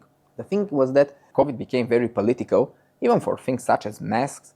So scientists and experts lost their freedom to pursue and share their findings when they were not in line with the government. There was social media censorship. For example, government said, okay, you should wear a mask. And then there comes a scientist who makes a small study. Of course, it's not guaranteed to be true, but says, okay, masks are ineffective against COVID. I made a study. Of course, it may be wrong, like all science, but I did my best, and I really think masks are useless. And if they try to publish this anywhere, they would be censored because it was not in the line of the government. And of course, this is kind of understandable, but also kind of sad because a lot of good information was not shared. And a lot of scientists really lost their desire to do any COVID science because they knew that what they didn't find was not liked by the government. They will get no recognition and may even get problems. Like, for example, they may be fired or their research funding may be cut. So when politics enters into science, it's always ugly. But with COVID, it was a huge thing. It was inevitable. COVID became political immediately. No surprise here.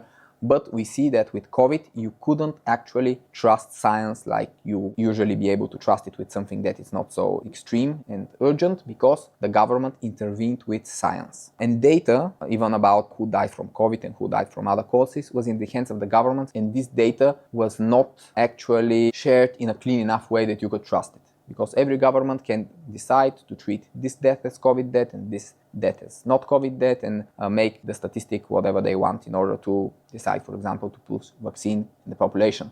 Not saying this is what happened, but it's theoretically possible. This is one of the scenarios that are possible. The incentives are there. Of course, governments used the lockdown situation to increase control over the citizens and reduce their freedoms, like every big ugly system does. And people's economic futures were on the line because of lockdowns. This influences a lot of stuff, including the next elections for the government. The supply chains were under pressure, creating shortages, inflation, anxiety amongst people and corporations and the government. Of course, populist opposition politicians put fuel on this dumpster fire, ruthlessly attacking the government over everything unpopular, such as masks, lockdowns, whatever. And every crackpot with a social media account had a ton of opinions about COVID, total disinformation in many cases, but they just wanted to use this to gather followers. And even Russian propaganda, which was not, of course, created for COVID, it was created for Ukraine and for other reasons. But they had, we have a free crisis here. Never let a good crisis go to waste. Why not spread some extra vaccine-themed disinformation? Let's score some cheap points. The bots are already there, the accounts are already there, just an extra fuck you to the Western world. So in this environment, how to fight for the truth? It's like a muddy free-for-all cage fight for influence. Stakes are super high, everyone is all in for their own interest, either survival or profit or whatever. And in this case, who defended the interest of ordinary people to know the truth?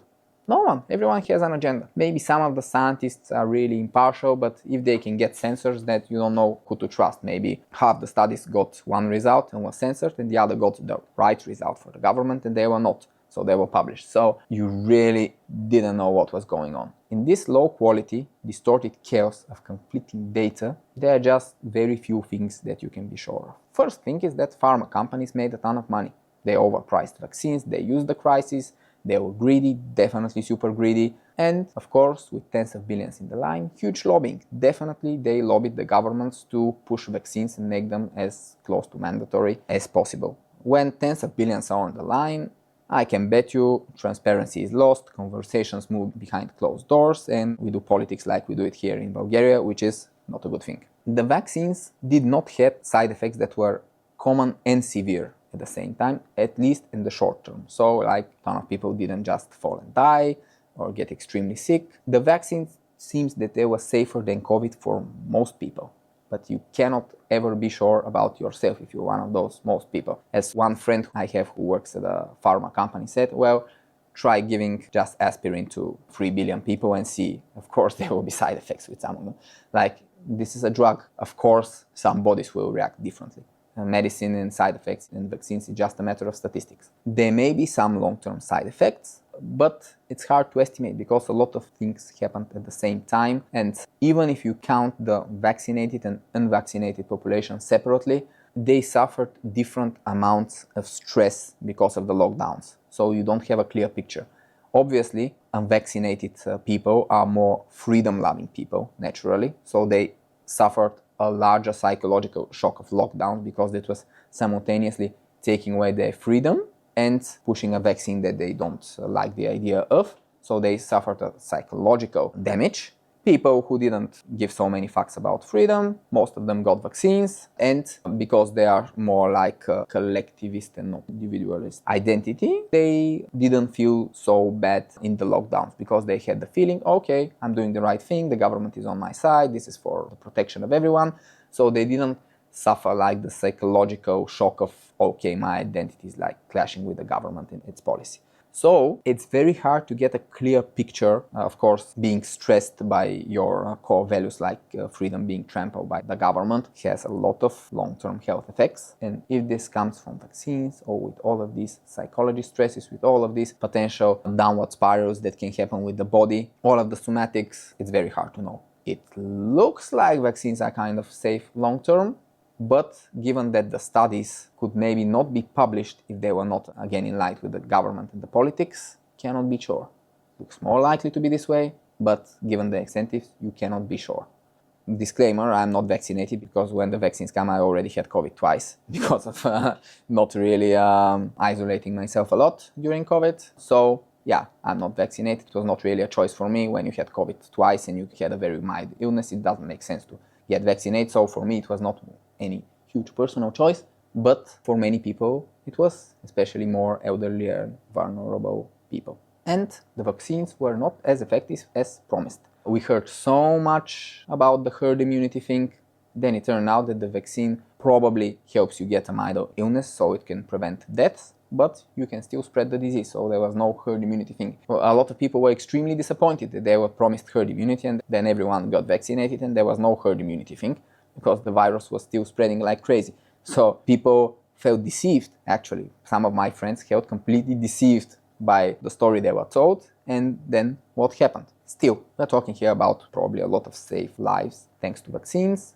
We can never be sure. Again, very messy data, but this is how it looks. So, did we learn a lot? Well, not really. So much data, we just got 3 verdicts in the end, and they were not so definitive. Was this exercise useless? No, it's not, because only in these messy situations you can really try to develop your intellectual trust. If it's black and white like the moon landing, you're not getting the appropriate training.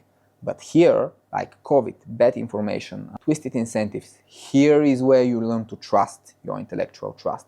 Here is where you learn to develop your intuition about where the trust lies on some spectrum. For example, for the vaccines, safe versus unsafe. And here it's definitely worth it. It's not about the end goal. It's not about what did I learn about COVID and vaccines? Well, nothing. Nothing. I still don't exactly know what went on. But was it worth it?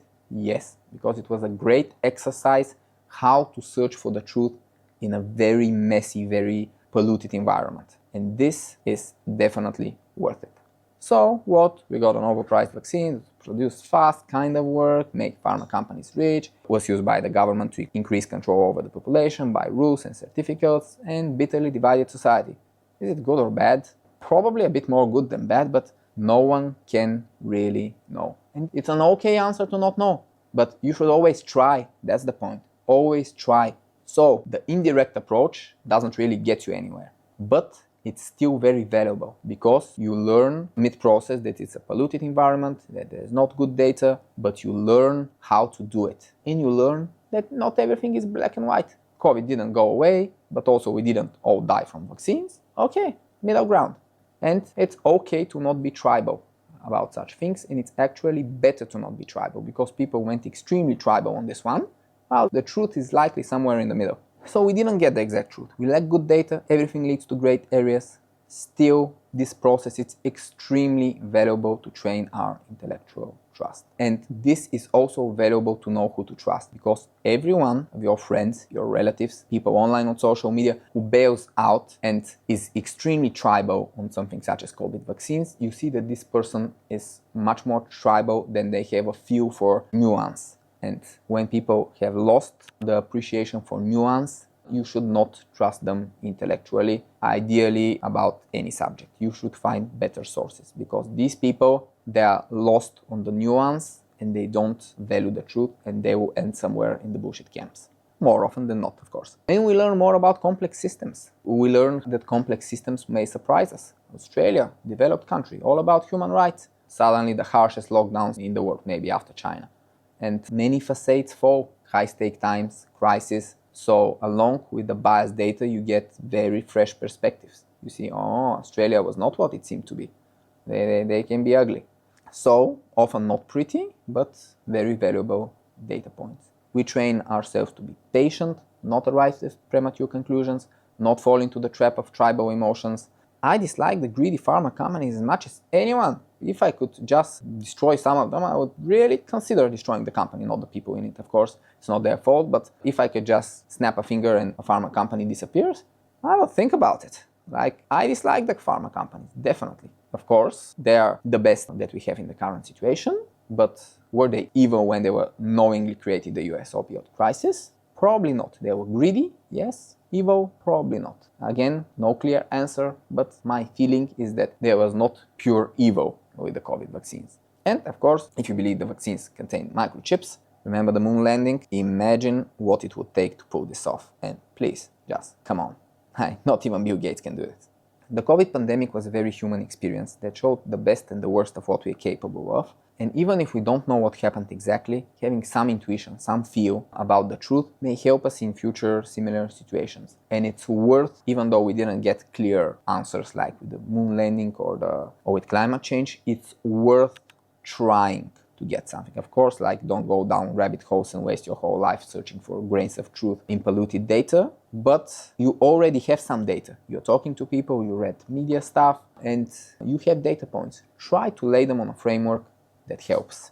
So after these examples, here are the main principles to guide your intellectual trust. And of course, remember, always combine trusting others with doing your own research. If possible, do it. Also, beware podcasts, influencers, they all have agendas, they all sell shit. So beware that disinformation, even if you have good emotional trust with the podcast host, there may be parts where they just have an agenda, they conflict, and they just go commercial rather than truth-loving. And here is the most important differentiation part. You have fake expert approach and you have actual expert approach. And these are all the signs that you can use to discern between fake and actual experts. While of course there may be and will be exceptions, but this is your guiding light to just have patterns about who to trust. And if you decide, you can dig deeper and try to get to the actual truth. But with these signs of fake experts and actual experts, you can do a lot with very low effort. This is a shortcut, typically IGrowYounger style shortcut. After these examples, here are the main principles to guide your intellectual trust. Everyone may try to pass as an expert, so we need some principles to differentiate fake experts from proven ones. And remember, always combine trusting others with doing your own research, if practical and possible. Here, the fake experts traits and the proven experts traits. And we'll go one by one and say how the fake experts do it and how the proven experts do it. First is, how do they approach data and evidence? Proven experts present all evidence, while fake experts cherry pick and play with the data to get only the evidence that suits their agenda. Fake experts also use vague language because this way it's harder to prove them wrong, while real experts use exact terms because they are more confident in the methodology they use to get to the end result. Fake experts often project extreme confidence because, remember, their goal is to influence you emotionally, not intellectually. This means that their extreme confidence may work, you may get to trust them emotionally, but this is something that real experts don't need, so real experts, more often than not, just have normal confidence.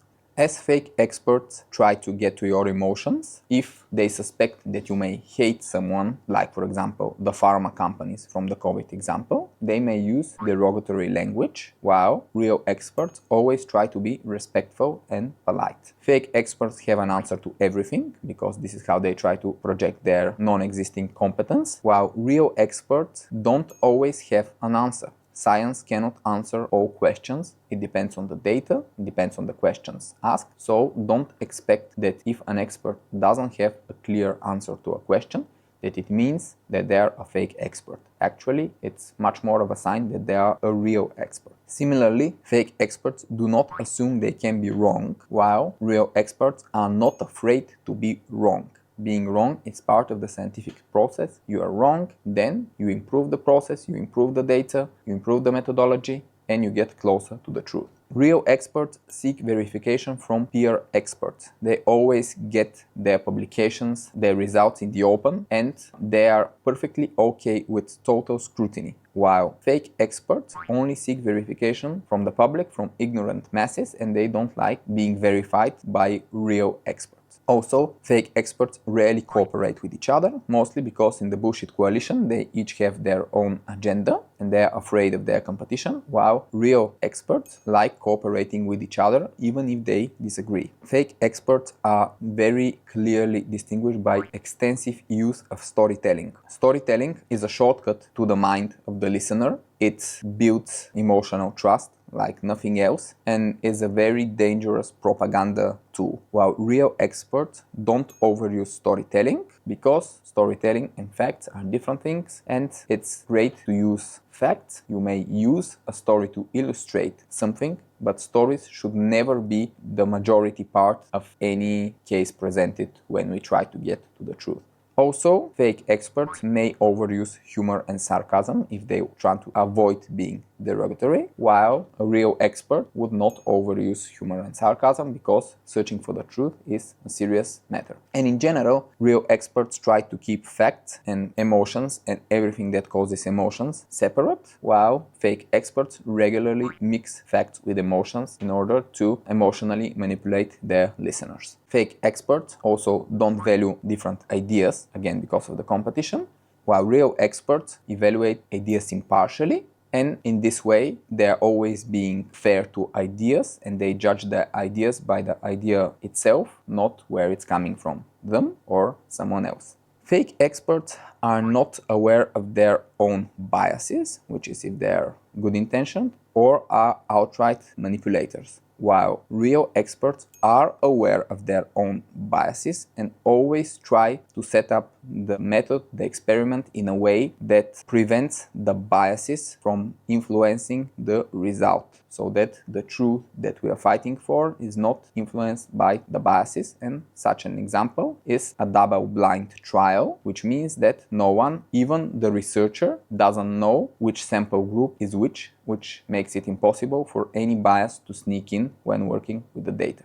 The most telling thing that anyone can tell right away, fake experts versus real experts, is the medium. What medium do they use? Remember the famous saying, the medium is the message. It just so happens by natural forces that fake experts strongly prefer an environment safe from challenges, which is documentaries. If someone watches a documentary, it's very hard to give immediate feedback. You just watch a movie and that's it. Books, websites, podcasts, or social media bubbles where the host is friendly, which can include my favorite platform, YouTube channels. YouTube has a lot of fake expert stuff, while real experts hold their ground in a hostile environment. The most hostile environment is a debate where you have an ideological opponent who try to rip your version of the truth apart. So if you can hold your ground in a hostile environment, a well-moderated debate, then you can hold it everywhere. Also interviews with hosts that are not so friendly, that are neutral, and written discussions. So in a written discussion where everyone has a chance to deeply search for an error in your ways of getting to the truth,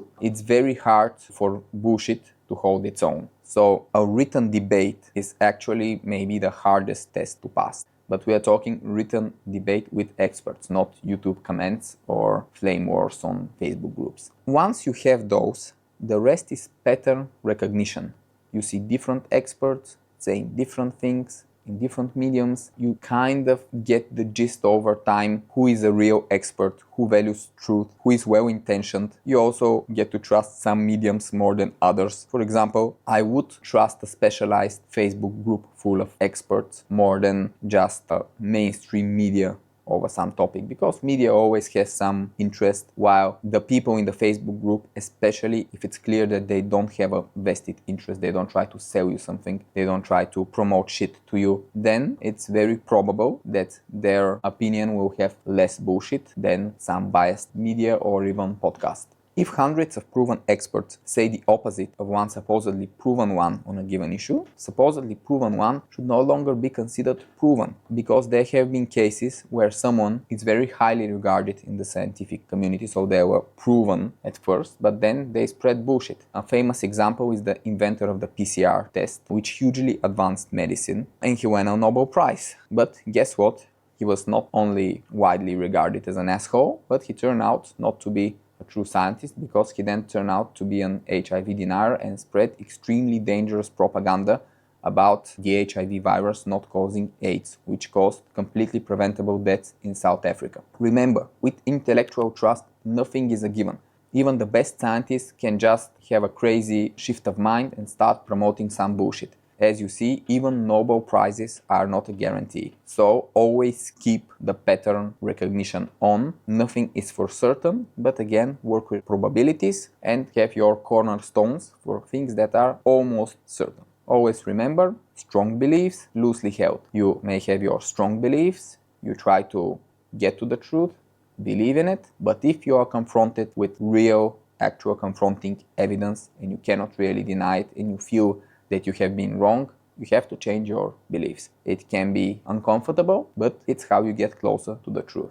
I have changed my beliefs over many subjects, many times, and that's nothing to be afraid of. So, there are a bit more caveats about scientists. They can be biased and sell a story in order to receive funding. This may happen if their field in which they are working is not really interesting, but they may twist their paper, their story, turn it into storytelling, and say, okay, my super boring quantum research actually tells how the universe started, so it becomes super interesting, it gets into the media, and there's some kind of pressure for these scientists to receive more funding, while in fact their quantum experiment may have nothing to do with how the universe started, but 100 people in the whole world are smart enough to be able to go through the paper, understand that it's over-exaggerated bullshit, and really debunk it. So, the people who give the funding, of course, are not one of these 100 people, they're just some bureaucrats, so it may work. It works, this is why it happens. Rarely happens about things that are really important, but still keep in mind that this is one of the ways in which science can become a bit twisted.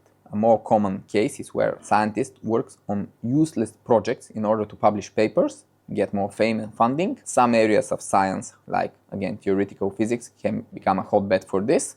Of course, it's wasteful, but still it's not misinformation. Scientists are people, bad incentives lead to bad decisions, but a scientist, unless they are extremely biased or corrupt or malicious, which is very rare, they will not spread misinformation. What they could potentially spread is information that is not too useful for the funding they received. And very rarely, scientists can turn out to be a fraud, aiming for fame or money, but again, this happens in all areas of life. The Theranos case and other fraudulent projects, scams, like the Enron scandal, they happen all over the world. And such cases are much more common in business, in arts, even in sports with doping than they are in science. Science is, let's say, the field of the world with the highest relevance of trust and the lowest relevance of bullshit. And we should really honor scientists for their really good efforts and for protecting the scientific method, our greatest path of going to the actual truth, because the scientific method is just a method, it's not a force, it cannot promote and protect itself, so people must do it. And scientists are those people. In spite of their human shortcomings, in spite of the cases where there are misaligned incentives, still science is our best attempt of objective truth.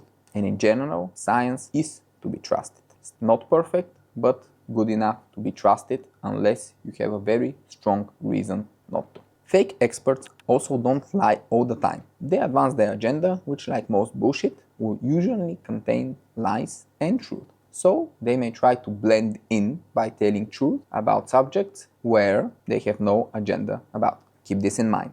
Finally, ordinary, deluded people and professional propagandists intermix a lot. So much in the bullshit coalition that it's hard to tell which is which. This should not be of major concern to you. While knowing people's intentions is good for your intuition, once someone does not deserve your intellectual trust, it's not the most important thing if they are deluded or malicious. This is of secondary importance because the deluded and the malicious people will act very similarly. Now that we're all sorted out, let's see how others are doing in their struggle against the bullshit coalition.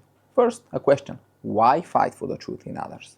If fighting for the truth is so hard for us, it's actually a leap over biological hurdles most people won't even attempt, is it even possible to help others in this regard? I say yes, and it's worth it.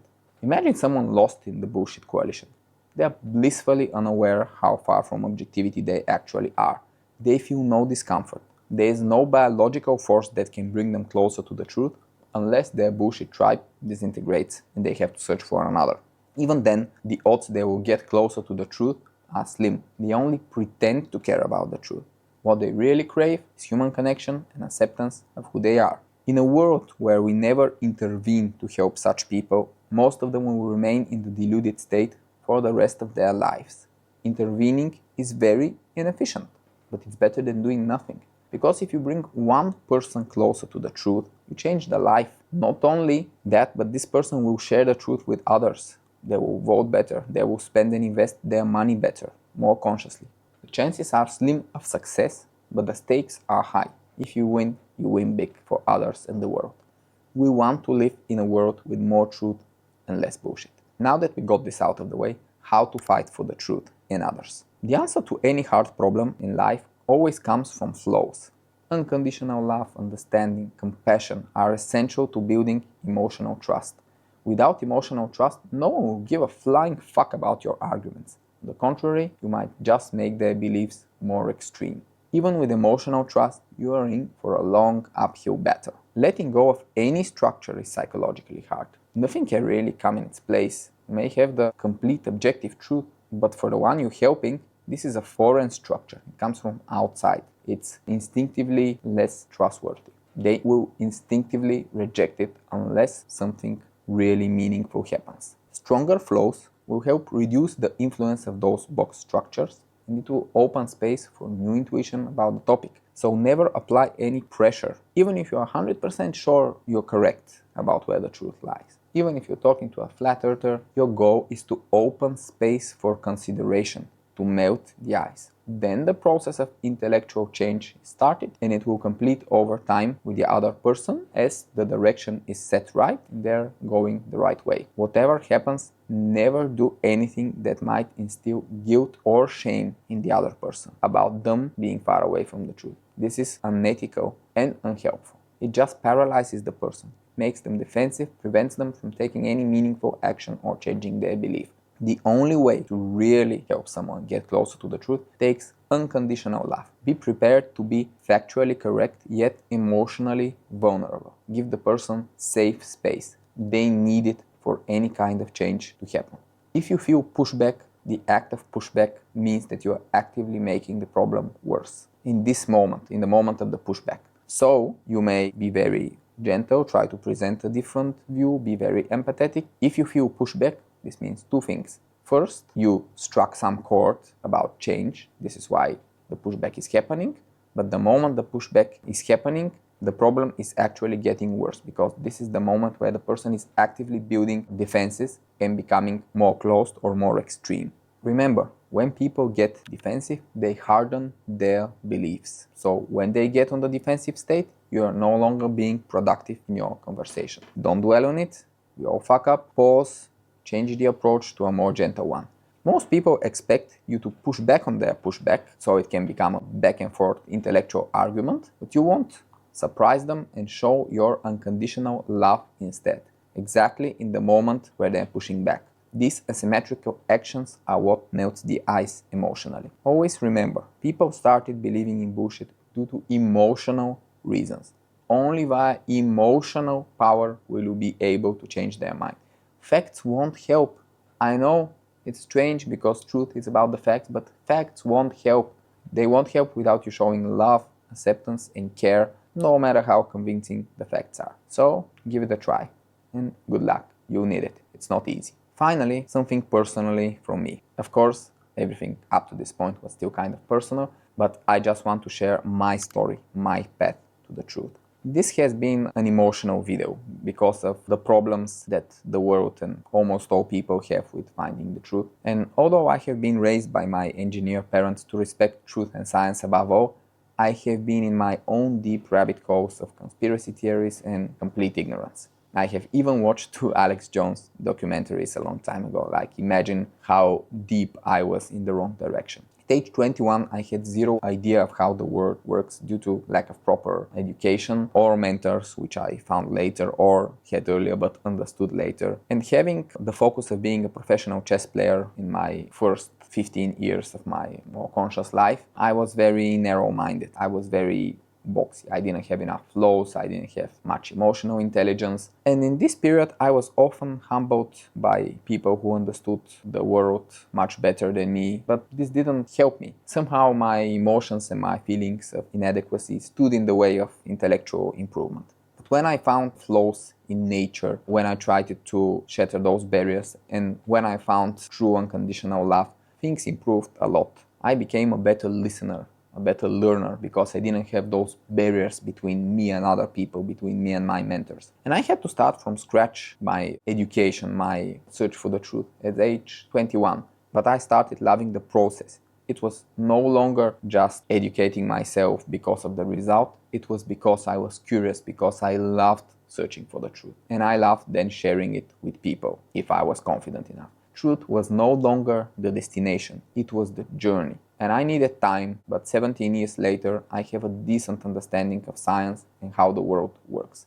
The journey continues for me, and it has been a wonderful one. I could never explain to myself why I did watch conspiracy documentaries though, why I did watch Alex Jones. And I didn't do it because it would bring me the much needed human connection. Yeah, I was missing it, but I was not in some communities related to the conspiracy theories I followed. I was too closed in to attempt even that. And I was watching them alone at home, but it was giving me some kind of fulfillment. But what was the mechanism? And when I was no longer in the rabbit hole, I still had no idea what made the conspiracy theories attractive to me. And it's very important to realize this because this is an important part of everything that's happening. And I found this brilliant quote which just explained everything to me. Like everything became clear right away. It was an eureka moment for me.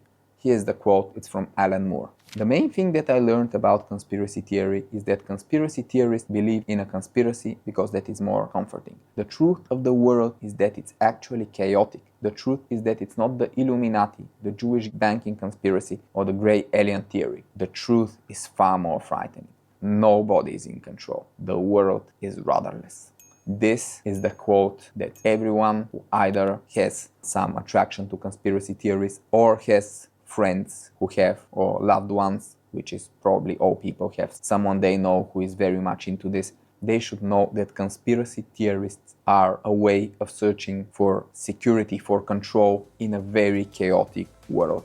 And the way to fight conspiracies is to realize they are simply a coping mechanism. If you overcome the fear, if you can handle chaos, you won't need to cope. This is where you should start your search for the truth. Dare to face your fears. Dare to be vulnerable. Dare to laugh. I did.